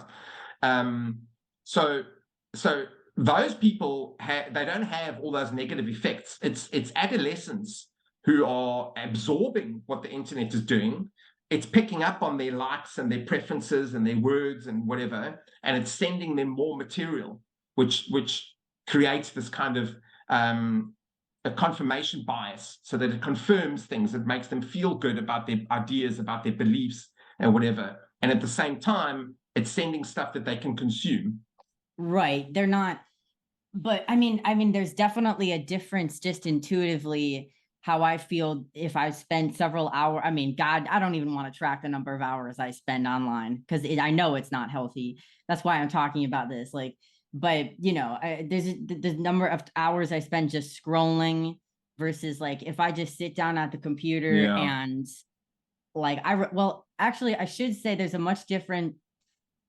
difference between being on my phone and being at the desktop, because at the desktop I am multitasking. I am working on my store. I'm doing graphic design. And I'm obsessively checking Twitter. I'm answering emails. I'm creating while I'm consuming. And maybe it's a little too, there's a lot of, I'm addicted to Twitter. I'm not going to beat around the bush about that, but I'm still doing a lot of other stuff versus just on my phone. I'm not really creating very much. And I do notice, negative effects, because it's just, and especially because it's so, I mean, obviously the stuff that I'm into is really intense. And also I get a lot of hate, so I get a lot of like, it's not just being in the square and just like looking around. You're looking around at like a shit show and then people are like belligerently screaming at you, So for me, it's maybe a little more extreme. But remember that urge, remember I mentioned earlier, and Laura, I just want to make sure, like, I think you know this, but anyone who's listening, like, I'm not saying that I'm perfect at this either. Okay. Well, so I spend a lot of time on Twitter as well. And I try and moderate it exactly as I'm saying. So there's a difference between engaging selective content, so directing my behavior on Twitter rather than responding to Twitter. But how can there's you a really, difference. how can you possibly differentiate exactly? Because you might choose who you follow, and to some extent, you know, you ignore the other stuff, but at the same time, you're still exposed, even if you're only registering it for a second, we're still being exposed to a million crazy different things at one time, regardless of what we engage in. What is the function? This is what we keep having to go back to with evolutionary psychology. Kind of demands this. What is the function of your behavior? So what is the function of going on Twitter and seeking? What are we doing? Well, you see if you can answer that. I mean, at the most fundamental level, I'm seeking stimulation. Yeah. I'm seeking stimulation, and in many ways. What does the stimulation do? What's the function of the stimulation? The stimulation, I'm guessing it provides some type of chemical reaction, you know? Yeah. Like, yeah. I mean, I get stimulation as in I get positive feelings from, you know, like humorous posts or videos. Yeah. Really engaging. I'm learning. I'm using my exploratory, you know, senses, learning and reading, and also I'm engaging in drama. Like, maybe not exactly, but I'm feeding a little bit of some adrenaline, maybe, because I'm consuming really intense, you know, videos and watching other people fighting. And then I feel kind of almost like a little jester, because I'll just watch all this chaos, and then I'll retweet with like a snarky observation and be like, look at this, you know. But I'm also thinking about creating and curating it for my network. So I'm also thinking about, like, how is this creating my brand? How is this, you know, increasing my reputation? Obviously, in an ethical way. Like, I'm not trying to stir up bullshit for no reason, but you know, I am strategically selecting content, including, like, you know, controversial content, and then giving my spin on it for my audience to do the same thing. And yeah, there's some learning involved, but a lot of it is just. So if we take away the fact that you're using the internet or you're using Twitter to do that, you're creating to a certain extent. Okay, I know not all of it is your own creation, but yeah, I'm curating. I'm a museum curator. Yes, archiving content. What is that? What is that fundamentally? Is you're participating in a society. I know to dare to call Twitter a society. It's a stretch, I know, but it is society. Yeah. Twitter mimics society. Okay, yeah. So you're participating, you're curating, you're creating. I know that you're often. I'm gossiping. You're gossiping, which is a very powerful tool. We know that gossiping is necessary. It's an evolved response. It has functions. Yes, it is necessary. I'm going to clip that out as a soundbite. There's some very, very good. You're welcome. But I'll defend it because there's some very, very good papers on the function of gossip, how it serves, how shame and gossip are functional in establishing norms, basically, and norms are essential for us to predict behavior. The only reason we live in a civilized society is because we can predict behavior. If I can predict your behavior, I wouldn't be talking to you right now. Right, okay. Exactly. I feel like I'm prone to. I mean, I'm not trying to stir up trouble. What I'm gossiping because I'm a bit hyper vigilant, and I really want to ensure other people are informed. I'll be like, do you know what this person did? Or like, and gossip doesn't necessarily mean something bad. You know, it could just be that you're gossiping about, you know, just events that are occurring, and you want other people to be informed. I just want people to be informed, and I want to be informed. And I think it's because I'm so anxious that I'm like, I just need as much There you go. predictability as I can.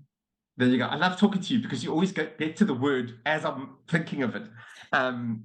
You effectively, and I've thought about this a lot about myself as well, but you're effectively attempting, at least, it might be misguided. We'll agree that the Twitter's probably not the best place to be doing, but what you're trying to do is reduce your anxiety. Okay, go back to what I said just now. If you're signaling to the world, these are my opinions, these are my beliefs, these are my values, okay, it makes you more predictable to those people. You're testing that predictability with those people, right? And some of them don't, some of them reject you, some of them block you, some of them call you names, but you're testing that hypothesis, okay? The function of that is for you to be more predictable to those people so that they'll accept you. If they accept you, your primordial brain, your amygdala is basically going, I'll survive, I'll live, I'll make it. Okay. The problem, of course, is that a lot of social media is only mimicking that, because it doesn't necessarily translate to survival in your context. Right. And that's where the pain, that's what it's unfulfilling, because I view it as a long-term project. Like, it's not unfulfilling. It's not fulfilling enough. Fulfilling. Yes.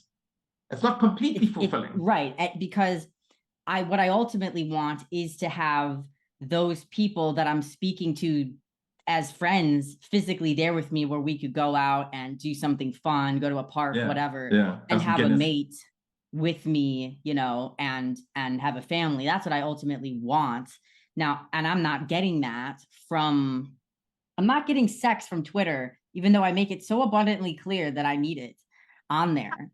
But it's a long-term strategy. It's like, I'm on there and building my network. That's one of my biggest goals right now, is just building my network. That's why I'm creating content, so that I can eventually just have sex in person and reproduce the species and select really good genes and not be on Twitter so much.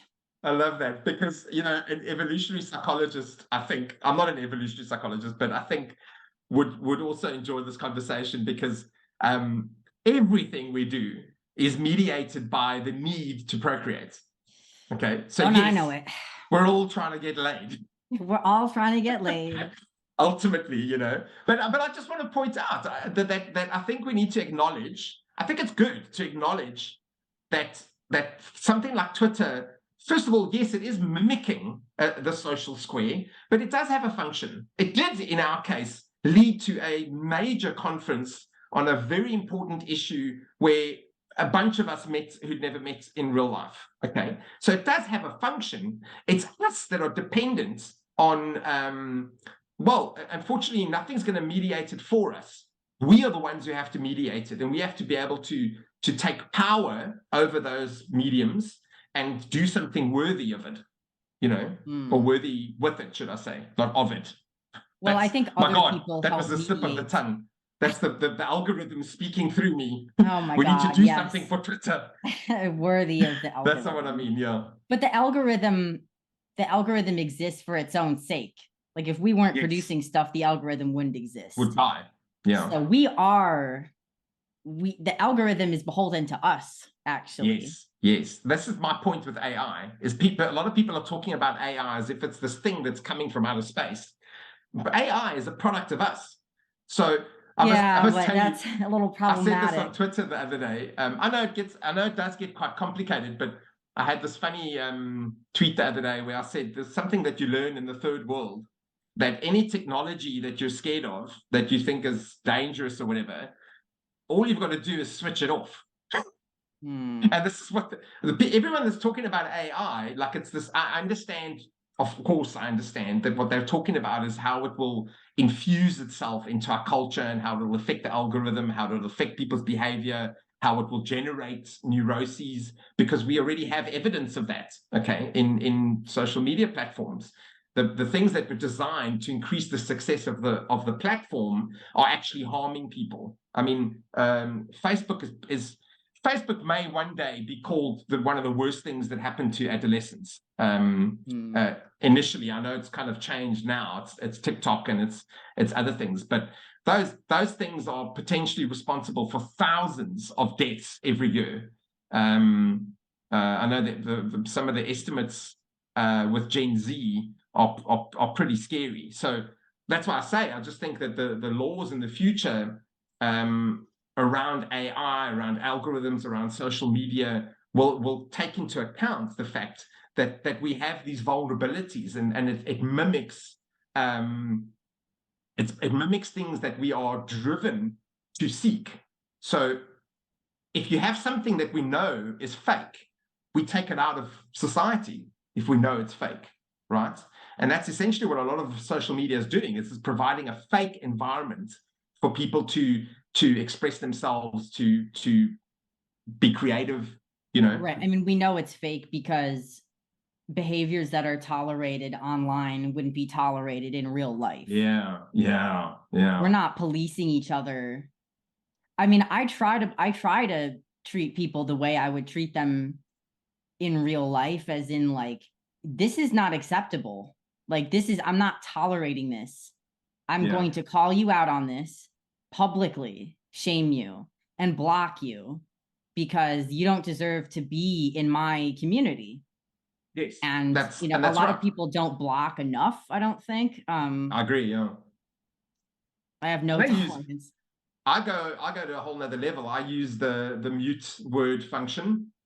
I mean, it's been glorious. I haven't read anything about Meghan Markle in months because of that mute word function. And people just need to be proactive, you know. You don't go to the town square and take all your clothes off and have 5 tequilas and start schnogging the first person you see, right? But that's what people are doing on social media. They go there, they bare their soul, you know, then they go out and have a few drinks and they start tweeting from the pub at 1 a.m, you know. That's a very bad idea. We've all done it. Yeah. But it's a very bad idea. The fans love it. The fans love to see me intoxicated. I think we all love seeing that in other people. I think that's really. I think alcohol is very underrated as a social lubricant. You know. Well, I don't know. I think it's like the #1 social lubricant. Like it's very humbling. But people don't appreciate it for what it actually does.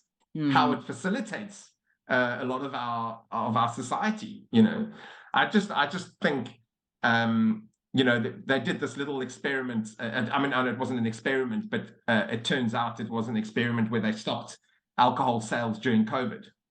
Okay. I don't know if they did it in America. No. But in South Africa, you could not buy alcohol. Forgotten now, but it was quite a while. It was several weeks. It might have been months. You could not buy alcohol at all. Okay. Well, basically, the country started going nuts. So people were acting out. The abuse within the home skyrocketed. People were relocating. Even under hard lockdown, people were found trying to relocate from getting away from abusive men who were self-medicating with alcohol. Right. You know. So yes, that's not ideal, but in certain circumstances, if it's functioning, if it's relieving something, don't take it away. You know, and I mean, this isn't just me saying this. This is I can't remember who the body was, but there was a body, an organization that came out in public and wrote a letter to the government in South Africa saying you're going to cause more suffering by removing alcohol, and they were right. It turned out they were right because the things that they predicted is exactly what happened. You know, so anyway, I just think things like alcohol, things like Twitter, social media.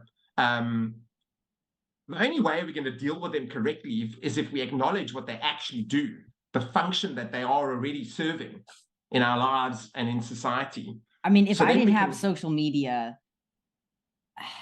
I mean, this is the thing. I've used social media many years in the past, and the fulfillment I get from it is so much stronger now, even though I was spending a lot of time on it in the past, because I wasn't really socializing. I was only consuming. I wasn't creating or connecting. So I know the function that it serves. And yet I know it's not ideal, and I want to spend more time off of it, but not yet. Like right now, I'm almost spending more time on it because it is getting me opportunities. And Yes. right now I'm in the stage of life where I'm just taking as many opportunities as I can and creating as much as I can, and then just seeing what happens. And hopefully that'll stick Doesn't this in real life. basically boil down to, that external or internal locus of control? The maybe when you were younger, your locus of control was external, so you allowed social media to direct your behavior and your thoughts. Yeah, yeah. Whereas you've changed, and you have, I mean, changed a lot, even in the time I've known you, where you're much more directing. So it's an internal locus of control. You decide.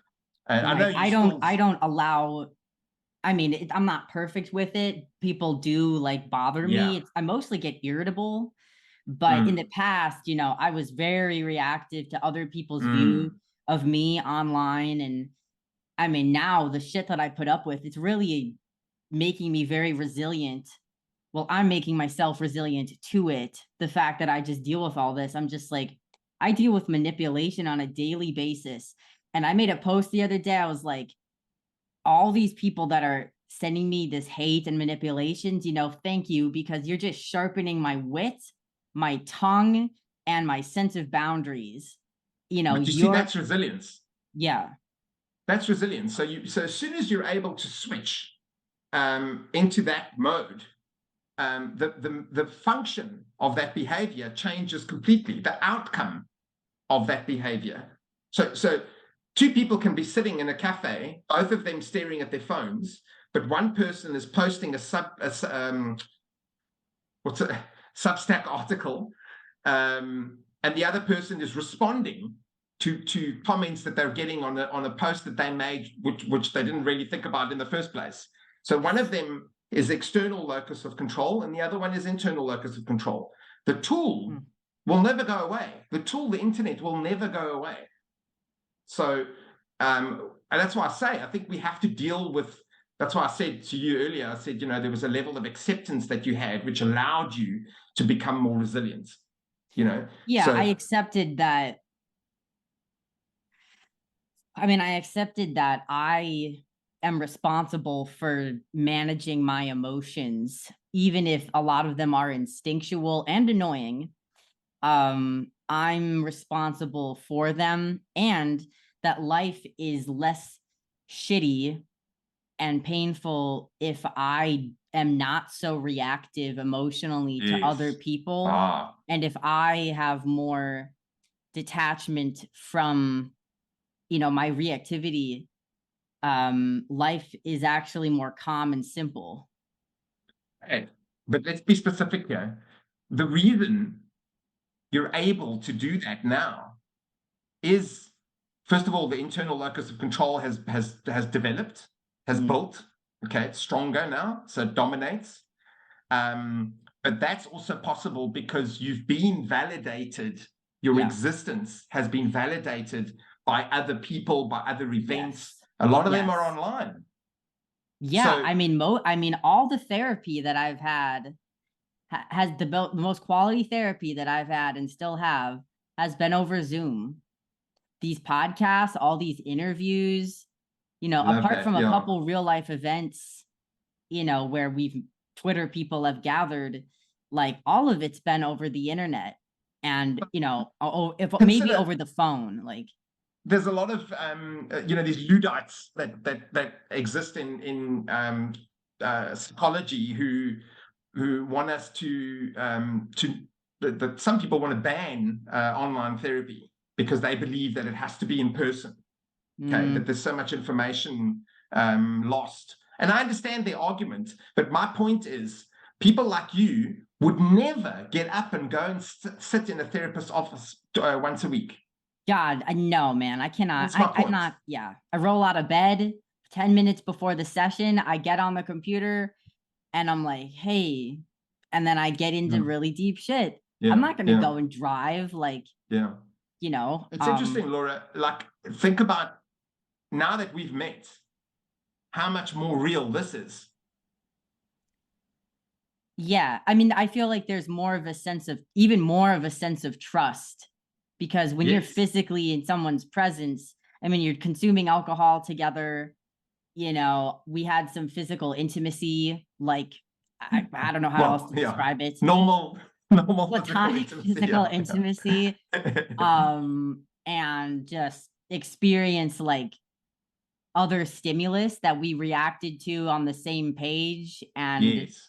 When you share food and drink with someone and that sort of thing, I just said that establishes the other day. trust. I just said that to someone yesterday. I was talking to someone else, and I was saying, I asked this person how often he eats with other people, and he said never. And I was like, my God, like sometimes as a counselor, you have to like withhold your responses, but I actually wanted to like scream at him, like, what are you doing? I mean, I'm not saying you must have all your meals with other people, but a fundamental sort of experience of being human is to eat with other people. Yeah, that's like the best thing in the world. I'm glad you said that. Yeah, and that's all I really like. That's one thing that's missing is that's what I really want at the end of the day, is just to be able to eat dinner with people and talk. Like, just my two favorite things, just eating and talking. And if I have an audience to tell jokes to, like, that's all I want, I'm sure that's a lot of reason why some people have kids. It's just, dude, that for real though, for real. I have so much. Yeah, I think I'd be cool. But it's like, for now, I make my own dinner and I'll listen to a podcast while I'm making it. Fucking Heather Hying or what. I'll listen to some shit, and then I'm very proud of myself for like foraging my food, and then I'll watch a video, on YouTube while I eat. And I watch a lot of, podcasts and like interviews. Most of what I watch are like interviews with comedians talking to other comedians. Like, it feels like, and that's a huge coping mechanism that I've used over the years. It's one of my major coping mechanisms, actually, like, to facilitate a feeling of friendship and social bonding. Like, feels like I'm joking. And I've listened to these people so much that I know their references. I know their inside jokes with other comedians. So it really feels like it's a friend group that I'm part of. And as well as I'm making jokes to myself. And like, so, but ideally I would have a family that I would, cook for and eat together. So look at how insidious some of the messaging in society is that says you don't have to have a family and you don't have to have children. You don't have to, but if you don't, it's like the odds that if you don't, most people are going to do poorly if they don't. Not everyone, but the odds are much more increased that you're going to have a lack of meaning otherwise. Yes, exactly. So people need to be aware. It's what's the word? It's assumed that you don't have to. No one's going to make you have children. Right. Okay. But to say to a 16-year-old girl, for example, you should not have children because because patriarchy, because climate change, because in a safe environment, though, we should say, because obviously in certain environments, like having children would be dangerous, Yeah. No, definitely. But that's why I think for me, it's just more about what people are being told they can't do, and then there's this kind of fake guilt that's laid on perceptions of society that they have, which are actually not grounded in anything. Instead, we should this is the libertarian argument, is just let people be and they'll find their own path as long as you're not in the way, Yeah. I sympathize with the I don't think I'm a libertarian as such, but I think philosophically I'm a libertarian. You know, the free speech. But you're not. But a libertarian isn't saying, "Oh, that's shameful if you do that." Exactly. It's shameful if you have children. Like, it's your choice, but you're a lesser woman if you want to be a mother. It's so interesting that we've come to this point because it's so shallow from its original meaning as well. Like, so many of the feminine, there's a lot of lesbians that did a lot of things, and I understand they have a different perspective on marriage and everything. But most women ever to exist are straight, and their mothers are going to be. And just the fact that we've gotten to the point where like you're seen as a lesser woman if you don't have children. It's so evil. And it's really, it's very sad. It's just as how, it's toxic men will tell other men, like the predatory men will propagate the lie, like you're less of a man if you let a woman, boss you around, like and if you just get married. If you get married, you're a simp and whatever. You fell for the lie. There was just a post that went around this last week of Andrew Tate saying that that marriage has not served men well. He said something like that. Okay, it was a short clip that went around on Twitter, and I just want to say, like, I would not have that man in my house for even a glass of water. Okay. Because if you want to talk about toxic masculinity, he pretty much demonstrates a lot of those things. But again, he's responding to a massive cohort of young men who have not had any guidance on how to deal with their masculinity. Any expressions of masculinity have been shamed and rejected and scorned. Every little excitable 7-year-old now has ADHD and is given Ritalin. I argue that if that boy was in a boys' school, he would not be getting Ritalin. Okay. Or would they all be getting Ritalin? Or would they? Yeah, I mean, that's the thing. So what we're doing in most schools is we're comparing that boy to the average, which is set by set by the administration, which just wants orderly children to come out and do their studies and do exams and get out of the school, right? And in terms of traits, that's a very feminized environment. So the young man that comes in with overwhelming, maybe he's got too much testosterone for his age. That happens. How do we know? Are we checking boys' testosterone at each year? I mean, maybe we should, But I'm just saying that in a boys' school, with male teachers, his behavior would be acknowledged, and we would know intuitively.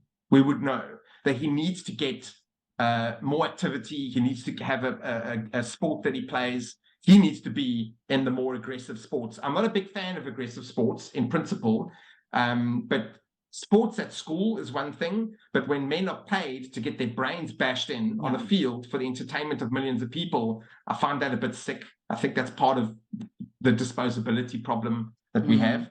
But damn it, I thought there was something I was going to say about something you said earlier. And I've forgotten. Sorry. Well, we went on a while there of really, really interesting, fascinating discussion, but I did have a couple more questions kind of relating back to what we started talking about with the detransitioner support groups and the fact that many detransitioners, most, do not trust in general. They don't trust authority. They don't trust medical professionals. They don't trust therapy. They're just very skeptical. How do you go about building relationships with detransitioners after professional betrayal? Oh, and you have frozen.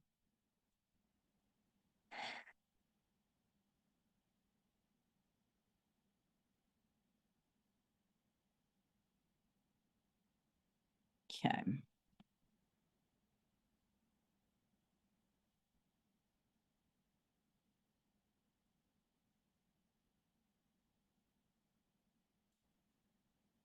Well, hopefully he'll come back in.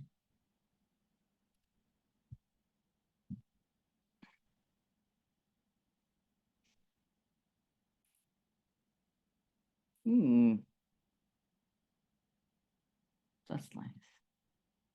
See, if I just put it out there, it will come, baby.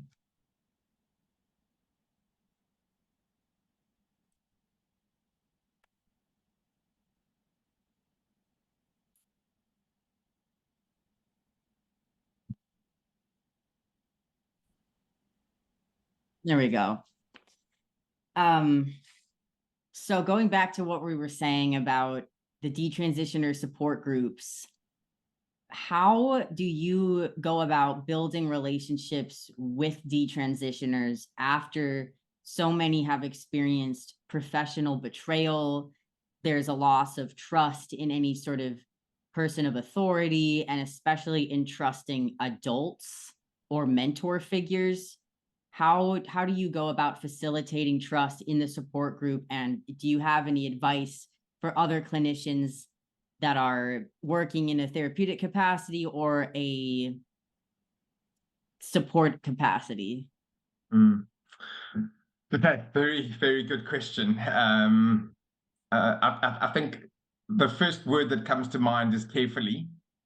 And I'm not sure I want to give advice to other therapists because, many therapists have many more years of experience than I do. But I think a lot of this comes from talking to detransitioners in a casual environment over drinks, or like with you. We spent a lot of time chatting online. At the conference, I met detransitioners in person, and I've spoken to several of them in the sort of development of the Bridging the Gap program at beyondtrans.org. So in taking the approach that I need to figure out what they actually need, it requires me to sort of initially be the researcher. Okay, and that gives me an opportunity to listen and pay attention to, with an open mind, obviously, to what their experiences have been. Okay, whereas inevitably when you go into a therapist role, there's a therapeutic relationship. It changes, the dynamic is completely different. So I think my approach with them has been more as I say, more as a researcher. Maybe there's a little bit of an ally. Like I feel like I'm a little bit more of an ally rather than the therapist, because as I say, counseling has its own kind of category. And then if you apply your psychology training to developing a needs assessment, then that changes it as well. Okay. So, but I think the word carefully is really important here, because I don't presume to know, and I've told everyone that's shown interest in the group the same thing. I don't presume to know what they need. I have an idea, okay? I have some theories, but I've also listened to many of them, and I've the key question is, what would you like this group to do for you? And whatever that answer is, I've written that down, and very often it's quite similar. So I won't get into that here, but that's guided me, and fortunately it's been very much within my scope of abilities. If it wasn't, I would have had to say, well, somebody else needs to handle the group. So I think I'd advise other therapists on how to do it. But as I suppose part of my sort of life has been an advocate for something or the other, and all I want to say is, I think we just need to understand that, betrayal, the word betrayal by the profession, is ongoing. Yeah. So their suspicion of our profession is completely warranted. Therefore, their suspicion of you as a therapist, if you're watching this, is warranted. So in fact, you are the one who has to invest in a period of, I know we all spend time building trust with our clients and building rapport and all that kind of thing, but I think initially you need to really take a step back from your role and your goals in therapy to alleviate that anxiety that they have. And that unfortunately means sometimes you actually have to submit to questions. I had a very interesting experience with one detransitioner who had a list of questions, and they were very good questions, you know, and I answered them as best as I could, you know, and luckily she was happy with the answers, and that's fine, you know, and we're carrying on. But so I suppose in what I'm saying is, and I know that a lot of us have been trained to do this anyway. We don't assume we know the answer. Listen to what they're saying. These are, you know, ultimately these are basic principles of therapy. Of the counseling relationship, kind of in the style of Carl Rogers. I mean, I bring existentialism to it, but the unconditional positive regard in this particular cohort is essential. I must just add, I don't always do that. So with my other private clients, I don't always have unconditional positive regard because it's not always necessary. Sometimes you actually have to have a little bit of a confrontational approach once you've built trust. Okay, so I think if I can just summarize my approach is as a well, I'll give you the analogy that I used with or the metaphor, should I say, that I used with someone, well, with a couple of people. Let's say you're in distress, but you're standing in the middle. You're in distress because you're standing in the middle of a forest and you don't know which way is out. You don't know how to get out of this forest, or you don't even know which way you want to go because it's just forest in all directions, okay? And I appear next to you and you say to me, I need help getting out of this forest, okay? I think some therapists and counselors take on the attitude of, let me show you the way out of the forest. It's this way, and we're going to go to that village in the valley, okay?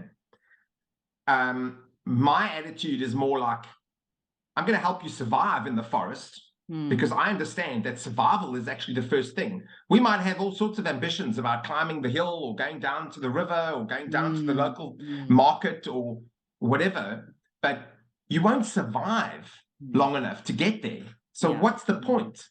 So whether it's existentialism or my experience with my own life, I think I've mentioned this before on our other podcast, but I was suicidal when I was 13. So I've been there. I've had that moment. And like I've said to many of these detransitioners, that thing of, you know, life and death. And once you turn and you face away from death, you face away from inviting the near-death experience into your life, whatever that is. Once you turn away and you start facing life, things automatically start changing, but it takes time for that to change. A lot of the work that I do with private clients is getting them, first of all, to turn around in some cases. Some people are already facing life, which is why they came to counseling in the first place. But some people know that they're facing the wrong way. I help them turn around, but then getting out of that forest now, to go back to the forest, okay, I need to know what you want out of your life. So I need to do work on your values, or sometimes you need to do work on your values. Well, because sometimes surviving. People don't know what their values are. But you have to survive first, exactly. Right. So nothing can happen until you've made the decision to survive, which goes back to what you said to me, what you and I spoke about in one of our first podcasts, that just transitioning, I think, is primarily a survival strategy. And for that, I have utmost respect for people who transition. I likewise have utmost respect for people who detransition, because they have now made a value assessment of what they want to do with their life. So surviving is the first step, but making a value decision is how you actually perform life, how you activate life. Yeah. Yeah, it's complicated, but again, you know, it's what I usually tell people who look for advice as well. I say, you know, it's not an exceptional, unique topic. Yeah, it has some novelty, the detransition and gender issues, but most of it is just can be resolved through common sense and you know, and practice, you know, methods that you can apply in many other regards. Yeah. So yeah, I agree. And I also take that same approach with detransitioners. Even though I'm a detransitioner, I feel just I don't have the same needs or problems as anybody else. I mean, we all have commonalities and we help each other, and we're in a unique peer support system. But ultimately, I don't presume to know what people's experiences are or what they need. And so I listen a lot as well, and I learn. And I think a lot of us, we really just want to be listened to. We really just want to be seen and heard, because for so long we weren't even seeing or hearing ourselves. Yeah. And people were lying to us, and we didn't know what reality was. So I think we just want to be listened to and mirrored back, you know, a sense of grounding in reality. Which, so if I can interrupt you, sorry. Because what you just said is the core reason why we did a group. That there's therapy available for detransitioners. You can come to me for counseling if you're a detransitioner, but the group serves the function of giving you a social context to validate you, which is in the context of being a detransitioner.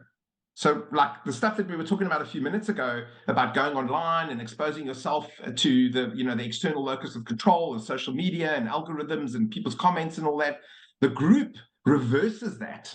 So I've tried to make it clear, and I'm afraid I'm simply not reaching enough detransitioners, Laura, I must tell you, because I think innate in many detransitioners, not all of them, is a kind of social phobia. So as soon as we mention a group, they pull back. Okay. I certainly do. I know, and I respect that. But the fact that your instinct is to pull back is a sign that it's a problem. Yes. It's part of it is actually a symptom of the problem. Yeah. If you didn't have a social phobia and you could easily join groups, you can join it and then leave, But if you could do that, that's true. Maybe you wouldn't have the level of anxiety that you have, right? Because your level of anxiety is very much mediated by how much you interact with your community, with your society, with your whatever. So what we've done is we've created a community, so to speak, that is anchored. So the process that I do is I have one-on-one sessions with them first. And through those sessions, I establish what their individual values are first.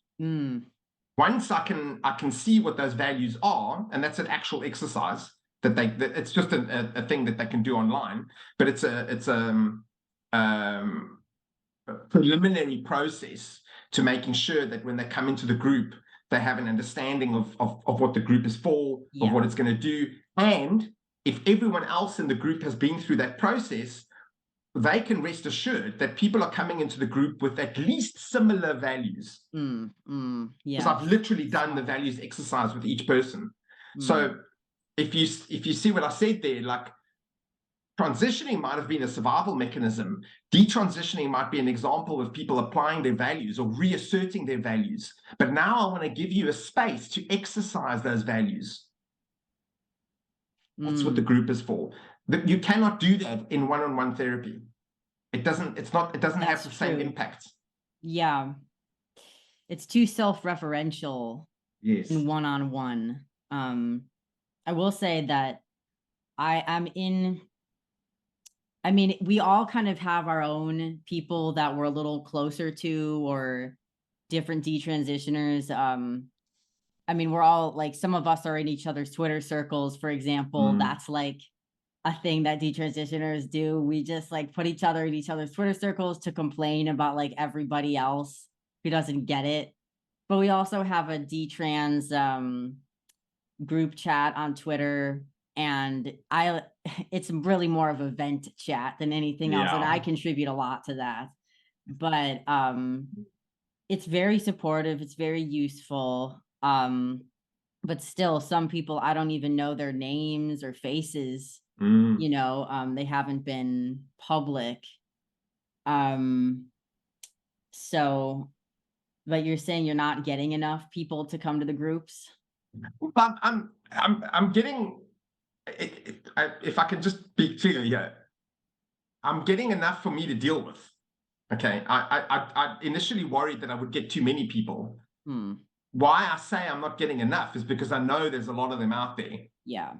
So what I wish I could do is get to the point that we have different groups that are a little bit more tailored to, maybe, certainly I think they need to be tailored to values. All right, so not everyone will have the same values, and those values will be relevant to age. So I think age is we need to be a little bit careful with age. Like I don't think an 18-year-old detransitioner should. You see, I said this the other day, and someone pointed out that yes, but if you're talking about modeling behavior and role models and that kind of thing, it's essential that an 18-year-old detransitioner meets a 48-year-old detransitioner. I understand that. Yeah. Okay. But for the goals of this group, I think it's better. So maybe we could have a bigger group, maybe once a month or something, where everyone's involved, you know. But then that starts turning into more of a webinar than a group session. You know? What's the capacity of the group? Well, I'm trying to keep the groups that I'm doing with the bridge the gap sort of idea is keep them to between 4 and 6.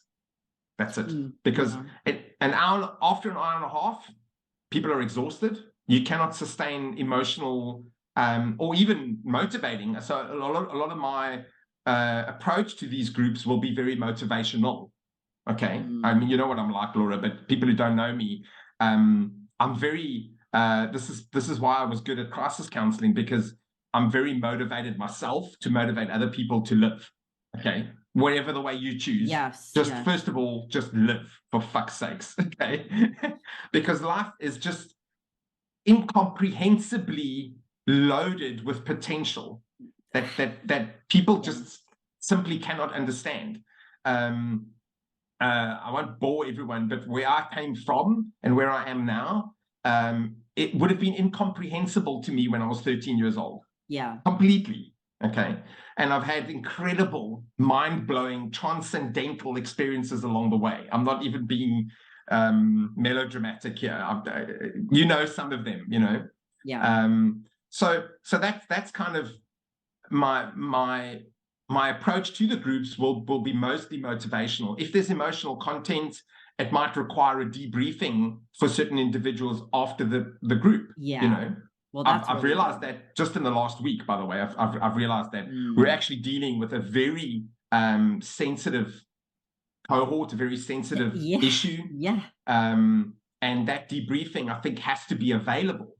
Not that I'm gonna, you know, tell them they need it, but if they need it, they must have it, you know. But an hour and a half of 6 people interacting will be more than enough. So that's why I say we might need to have multiple groups. So we're only just forming the first group. We'll see how that grows and what that turns into. And I'm open to it evolving into something else, you know. But from what we know, and obviously we've strategized, the leadership in Genspect have helped me with this. We've strategized on, like, at least how we're going to start, and then let it go where it needs to go. But the goals are, as we've said on the Genspect, on the beyondtrans.org page, those are the goals. So the group has a goal, as opposed to some people might have been in other support groups that are very just, you go in and you reflect and you share stories and whatever. This group will be a little bit more purposeful. So there's more of a direction to the groups, and that's what I'll be monitoring. That's really useful, because that's personally why I have not really been that interested in support groups, because I'm like, I already feel like I do think they can serve a great function, but I don't need to have a place where I just go and vent. I already have enough support for that. What I need is a little more like motivational, like let's, and a lot of groups aren't like that. I think most therapists, shame, I shouldn't say that. I just think in counseling psychology or therapy psychology, there's an aversion to giving direction, okay? Because that's not what you do in one-on-one counseling. That's not good. It's something we avoid. We only do it in extreme scenarios, So it's counterintuitive to most people that are trained in therapy to hold motivational, purpose-driven groups, okay? But my background, as you know, Laura, I had my own business for 21 years. And I know that if you don't bring purpose and motivation to a group, you basically invite chaos, So in a group scenario, I think, and I am riding the line of directing people in their own lives. That's not what I want to do. But what I want to do is direct them to live, to embrace life, and I might be quoting Jordan Peterson here, is to basically create the conditions that increase the likelihood for a miracle in your life. That's very dramatic. I don't know if I've heard him say that exactly, but he says something similar. He says it more like, you need to do things in your life that increase the potential for positive outcomes. He says something more like that. Yeah. Okay. So absolutely. But that's the truth. That's what life is about. So when we talk about and I've said this to the members that I have at the moment, if they're listening, they're going to laugh at this, because I've said, I use the term adulting. So yes, there's this theme that I'm going to bring to the group, which is we're going to discuss what that means. What is adulting? Okay. And notice that adulting is a verb. Okay. So, which I accept. I like that. I know it comes from Gen Z, but I like that because many adults are practicing adulting, but deep down, we're all children and we all want to regress if we could, but we know we can't. So there's an acceptance there that we have a role. So look how this now is coming to the trans issue. There's an acceptance of our role in society, which is mediated by your age. So no one expects you to do great things when you're 20, but if you're 50 and you've done nothing worthwhile in your life, people will judge you. Okay. In between, you've got a lot of freedom to do whatever the hell you want. But yes, there's a point where people start judging you. They'll say to you, well, what have you done? Who have you been? Where have you worked? Have you raised children? Have you whatever? And if you've done nothing, well, it's pretty safe to say you've probably sponged off society for the last 50 years, So when I talk about adulting, that's what I'm saying is there are some methods and techniques that help you accommodate your age, basically. Where you are in your life, that's going to come upon you whether you like it or not, and that's internal and external. So it's external expectations by society, but it's also internal. Like we were talking earlier about your sex-based behaviors and your sex-based anxieties. Your brain knows that you're now 30, that you're now 40, that you're now 50, your brain or your soul or whatever you want to call it. Okay, it's irrelevant in this context. Something is driving you to adapt and adopt different behaviors depending on your age. Yes. And to me, it's interesting that the members that I have so far are around 30. That's very interesting to me. Yeah. I think that makes sense. I think that makes sense because you get to a point when you are a bit older that you have more confidence to know and more awareness to know when you need help and take it when it's offered. And take it. Yeah. Yeah. Key point, take it. So getting from, so look why I keep saying this to the members that I have. We need to figure out what bridging the gap actually means. I named it, but it was an intuitive naming. But the more we're talking about, okay, what actually is the gap? And maybe that's the gap, is one of the gaps is going from 20 to 30. The other gap is going from knowing you need help to actually asking for help. And like, how do you do that? You know, because asking for help doesn't necessarily be phone a therapist and book an appointment. It might be going and getting a job, you know? Yes, that would help. That would help a lot of people out a lot. I know. Not just having, yeah. Ooh. Yeah, I'm gonna have to think about that. And I don't think I'm at a place now where I need a group like that.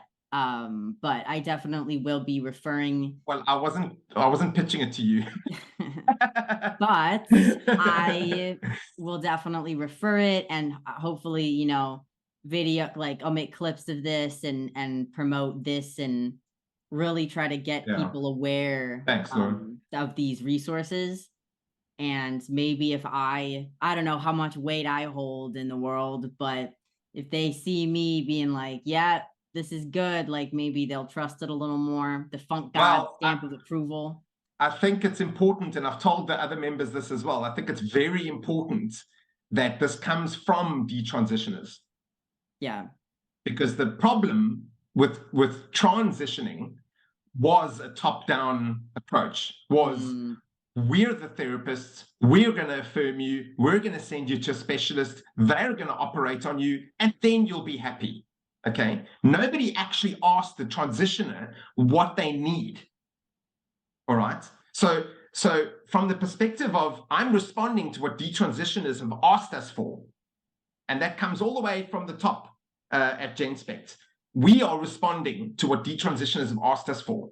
Okay, so what we assume is that the individuals that have asked us for these things represent what many, many others want. Yeah.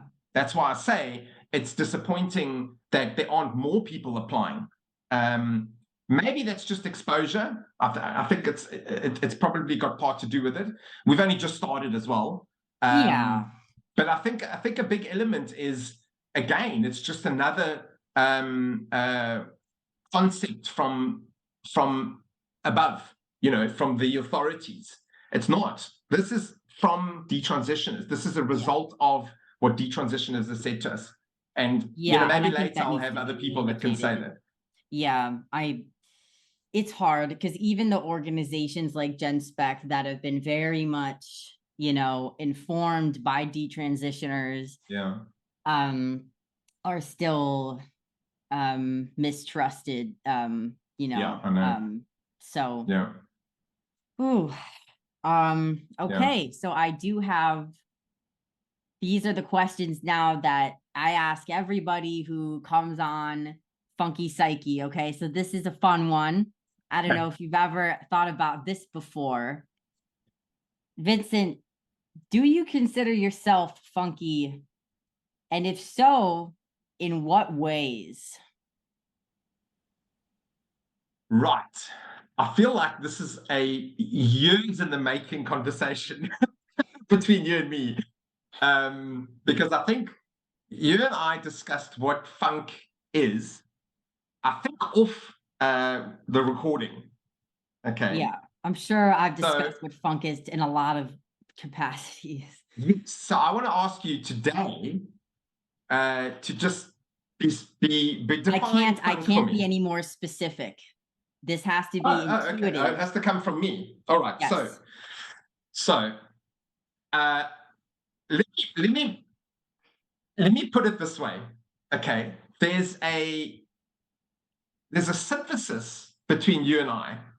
Okay, which is our friendship, but I mean, the friendship is based on very intense and emotional conversations that we had online. Okay, so there's a synthesis here and I mean, you know, you can talk about other relationships as well, and a very much part of your identity is funk. Okay, so, you know, TransPsyche pod that we did together, we literally said the idea was two generations talking to each other. All right. So when you present and demonstrate, because you present funk, but you also live funk. Okay. I do. Yeah. That is, I think, that is the secret sauce that's allowed us to speak.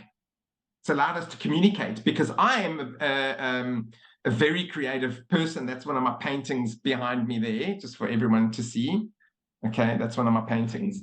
I've got a whole bunch of them here, but I'm very creative. I worked in advertising, not that that's a particularly creative environment, but I had that experience. I had my own restaurant, which I decorated myself. The food was all myself. I'm a creative person. Okay, that's very much part of my DNA. So when you present funk, what you're telling me is, so this is what I'm hearing. Okay, is I'm tapping into the funk era, which was what, the 60s and 70s, 70s probably more, right? Yeah. So I'm tapping into something that other people did, which was proven to be really good. Okay, and I'm embracing it, and I'm bringing it across the generational gap. Yeah. And I'm reinvigorating it for people today, right? Yes. Which I know is exactly what you're doing.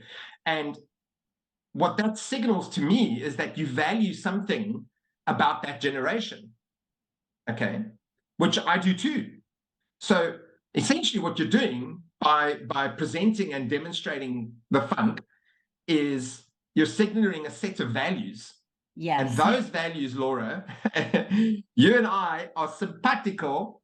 That's a Latin phrase, I think, in terms of our values. And I mean, we reaffirmed that when we met in person. So I'm very confident of that. I have no doubt about that. So whether you call it funk, you know, I, for example, when I was younger, I presented as initially as a punk, and then later as a goth. I mean, now I present quite normally because I'm a counselor and I don't want to freak people out, you know. But deep down, I'm very alternative. My art content is not traditional. I don't paint flowers and seasides and that kind of stuff. And as you know, even in normal conversation, I can't stand boring conversations. I often provoke conversations. Well, we did talk about rape for some time today. Yeah. And that wasn't on the menu originally. Not at all. But it was impromptu. Yeah, I hope that conversation is taken well by whoever's listening. Funky psyche, man. But that's my answer. Actually, I'm glad you sent me that answer beforehand, because I thought about it a little bit. And that's really what I think, because I think when we first met, you spoke about funk, but as I got to know you, I saw that you really embrace the set of ideas, and which you call funk. Yeah. You know, and the more I learned about it, the more I was like, oh yeah, that's awesome. I love that, because it's my same set of values.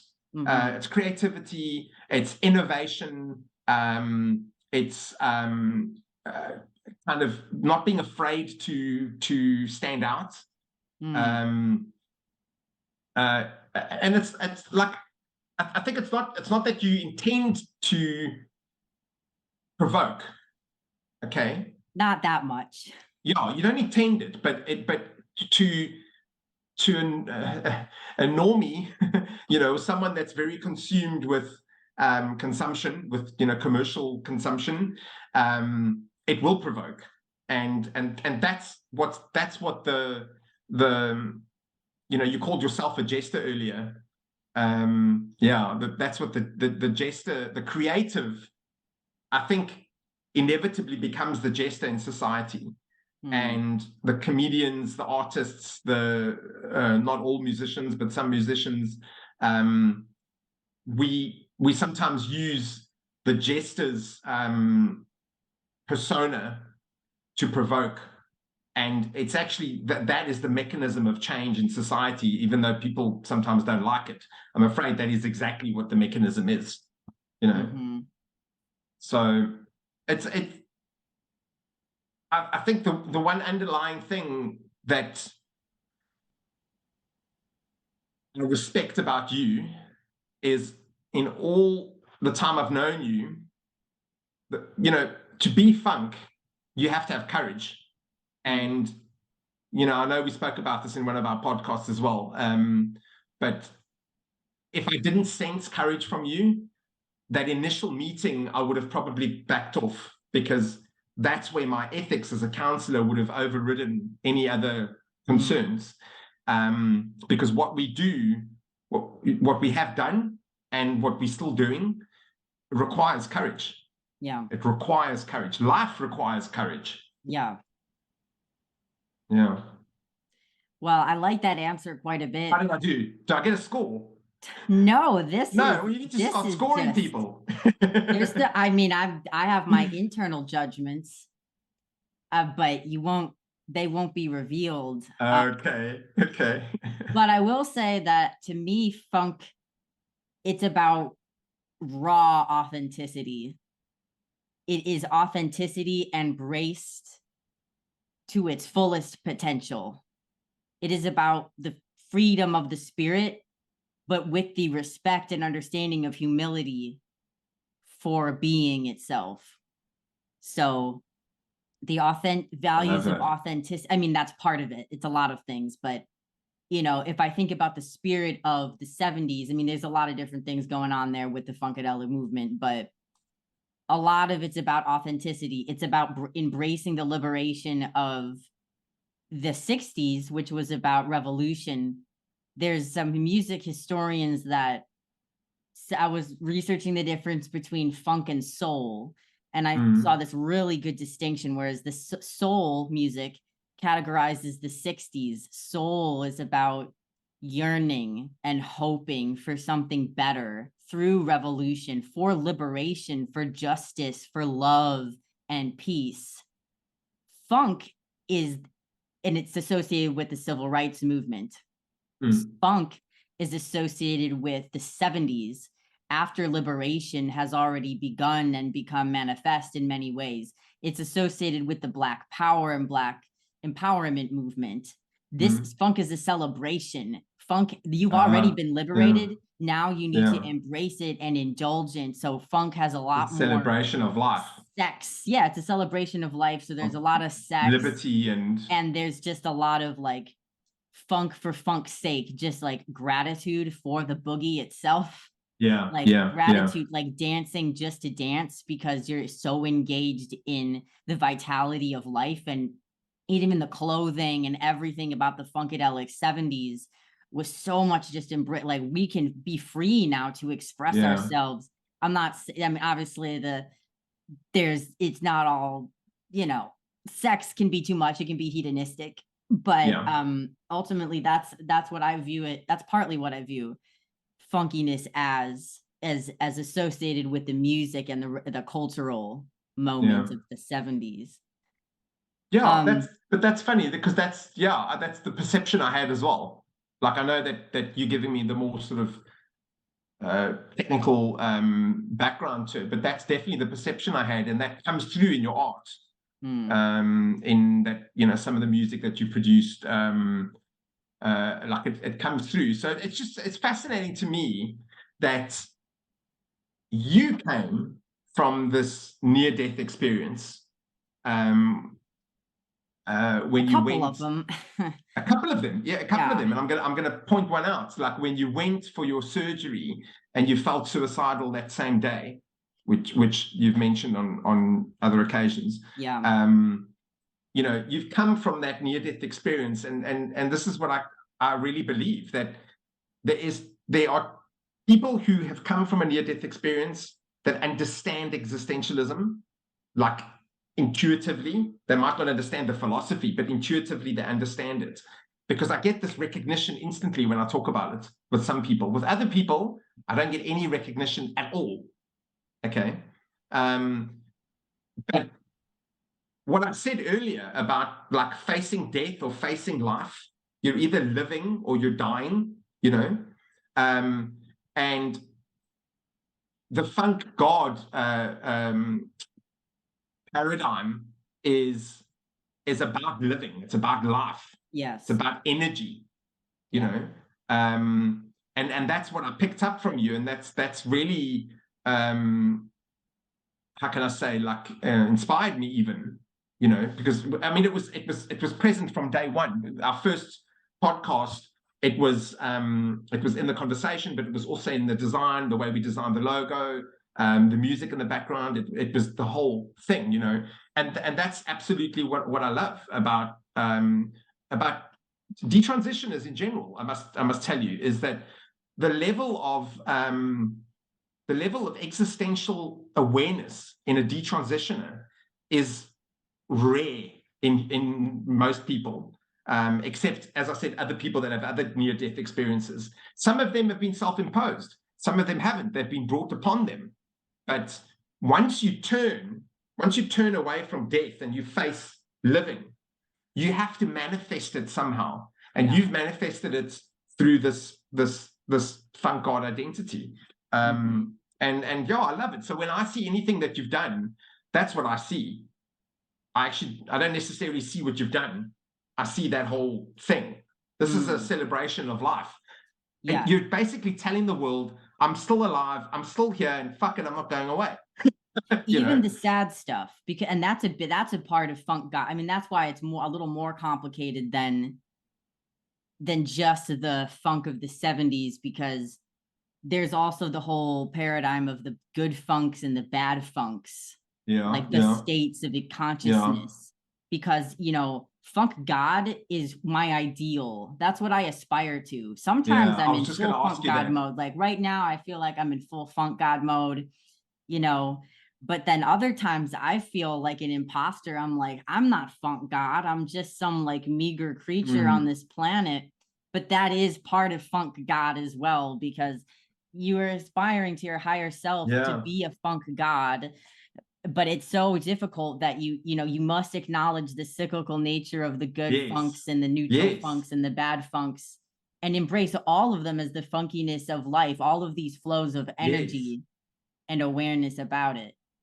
So it's pretty, you know, how would you, I mean, let's face it, how would you, when you're in a funk, okay, so I'm always in a funk. That's the point. We're always in a funk. Yes, but when you're in a low, okay, once you know that the highs are possible, when you're in a low, you're better able to just accept that. Yes. And acceptance is key in resilience and in surviving. Acceptance of certain things, not everything, obviously, certain things, and your capacity to accept periods or circumstances that are low is very much dependent on whatever you've experienced that is high. And if many people have never experienced a high, well, when they're low, they really think that is it. You know, that's the future. I certainly sometimes forget, like, oh, I'm forgetting, but that's why I really think about it so much, about these cyclical sort of states, because I really struggle to, you know, when I'm in a high, I'm kind of like, I try not to like just kill it by, you know, thinking about it and be like, is it gonna go? I try not to do that. But when I'm in a low, it is hard for me to think, oh, this will ever stop, because I know that I frequently get into the lows. It's not that I'm in it consistently, it's that I frequently go down there. And sometimes really deep into hell. So for me, it's a little more extreme. That's why I'm funk god, because it's so intensely funky in both ways. But anybody, you know, needs to be aware that it will cycle back around. And I mean, it's really hard to access that when your brain has been programmed mostly in like negative experience and you haven't had as Yeah. much time spent Yeah. in really, you know, not even a high, but just in a calm, stable, safe Mm. physical state or environment where your Mm. nervous system is calm. Because if you think what it's like to be in a good funk, your nervous system is you feel very safe, but you also feel stimulated enough where there's some, you know, Yes, exactly. You eustress need going that. on. But if you're in a negative state, you're completely overwhelmed to the Yeah. point where, you know, you get shut down. Yeah. So it's just good to keep in mind. So acceptance is one of the core values of the funk philosophy. You know, it's very Buddhist. Okay. So it's Buddhism meets funkadelics. That's what it is, really. Love it. Yeah, I love I mean, it. someone's got to do it. Someone's got to combine it, and I do. I own funkagod.com, and you can get. I have almost 300 products in my store right now, like funky. You know, some of it's quite existential. Okay, Mm. so I have one more question that I also Yeah. ask everybody. What do you want the public to know about you that is misunderstood Mm. or not spoken about enough? Mm. It's the male stuff. I've had not so much on Twitter, but in some work that I've done with other counselors. Unfortunately, whether it's my Italian nature or my existential approach to things, or because the existentialist in me kind of comes out sometimes as ADHD. It looks like ADHD, okay, but I don't believe it's clinical ADHD, because I'm very capable of getting into the flow and zero in on the task and all that kind of stuff. So, but unfortunately, when you combine, you know, my whether it's the Italianism or the high energy or my voice, you know, even you've told me to keep my voice down a couple of times. I think a lot of women and sometimes men misunderstand me as being aggressive. Okay, which I promise you, in terms of intent, I'm the least aggressive person in the room often. Okay, but I've had encounters where I'm trying to explain the perspective of men, of males, and the defenses go up. It's like I'm apologizing for male behavior, for psychopaths, you know. And that's very sad, because and I've worked on that. I mean, I've taken the criticism. The same group that I'm talking about, I worked with over 4 different workshops, and we ended up having very good outcomes of that. But I worry sometimes on Twitter or on podcasts that people misunderstand that energy. My energy comes from the sort of understanding that life is too short and we need to get on with living. And my empathy drives that. It's this suffering that's happening that doesn't have to happen. It's not necessary. As much as some suffering is necessary for, you know, resilience and for growth, there's levels of suffering out there that are unnecessary. And if they haven't reached you yet, in terms of the problem with men at the moment, it will. I promise you, it will. Because the rates of male suicide and male hopelessness and rogue male behavior, aggression, violence toward others, whatever, will touch you at some point in your life.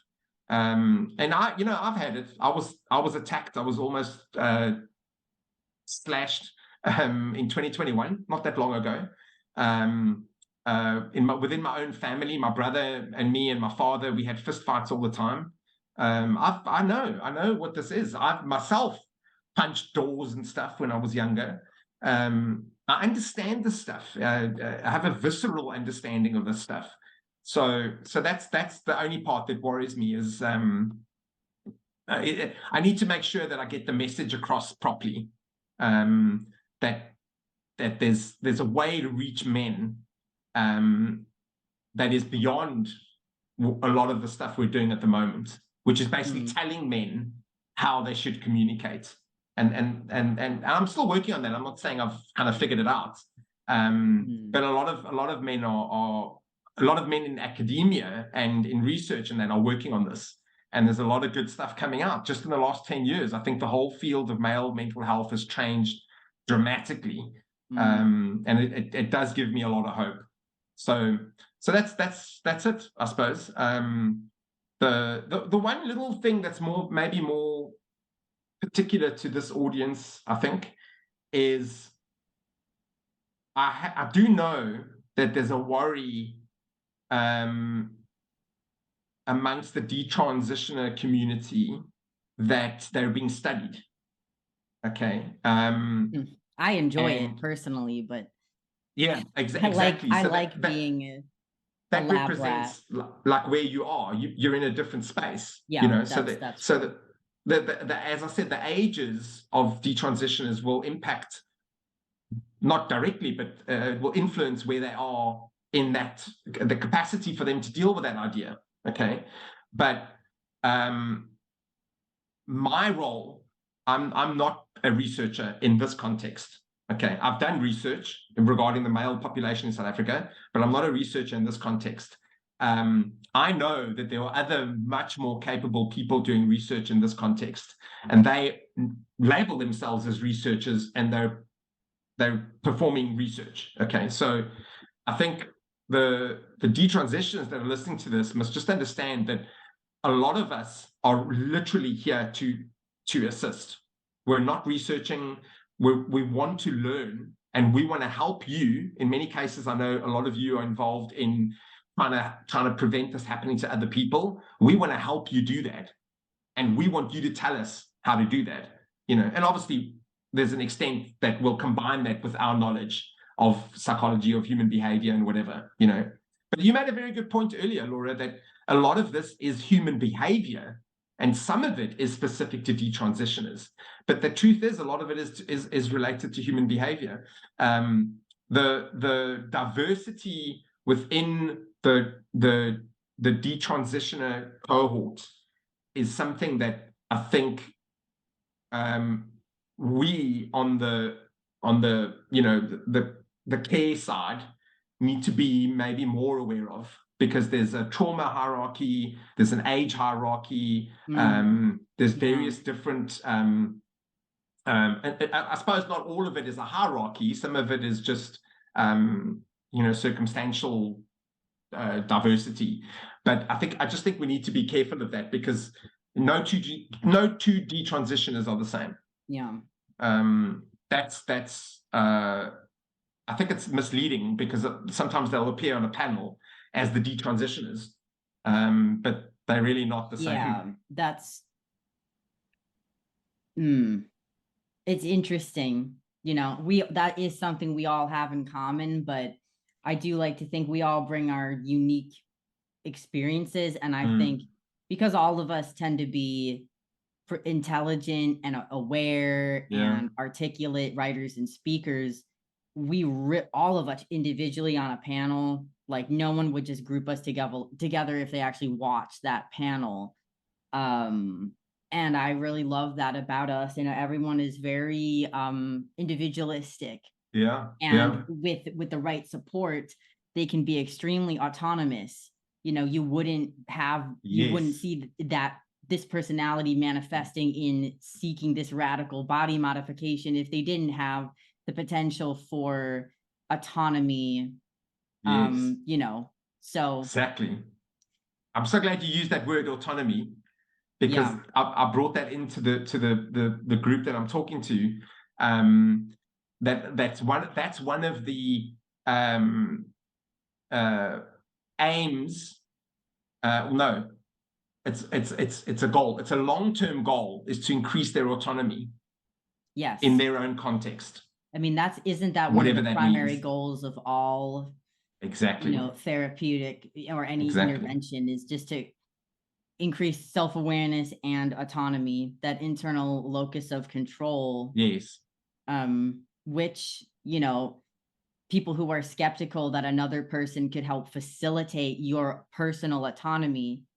All right. Well, Vincent, we have had an amazing discussion as always. Everyone, make sure to check out all of Vincent's work, Vincent Psych SA on Twitter.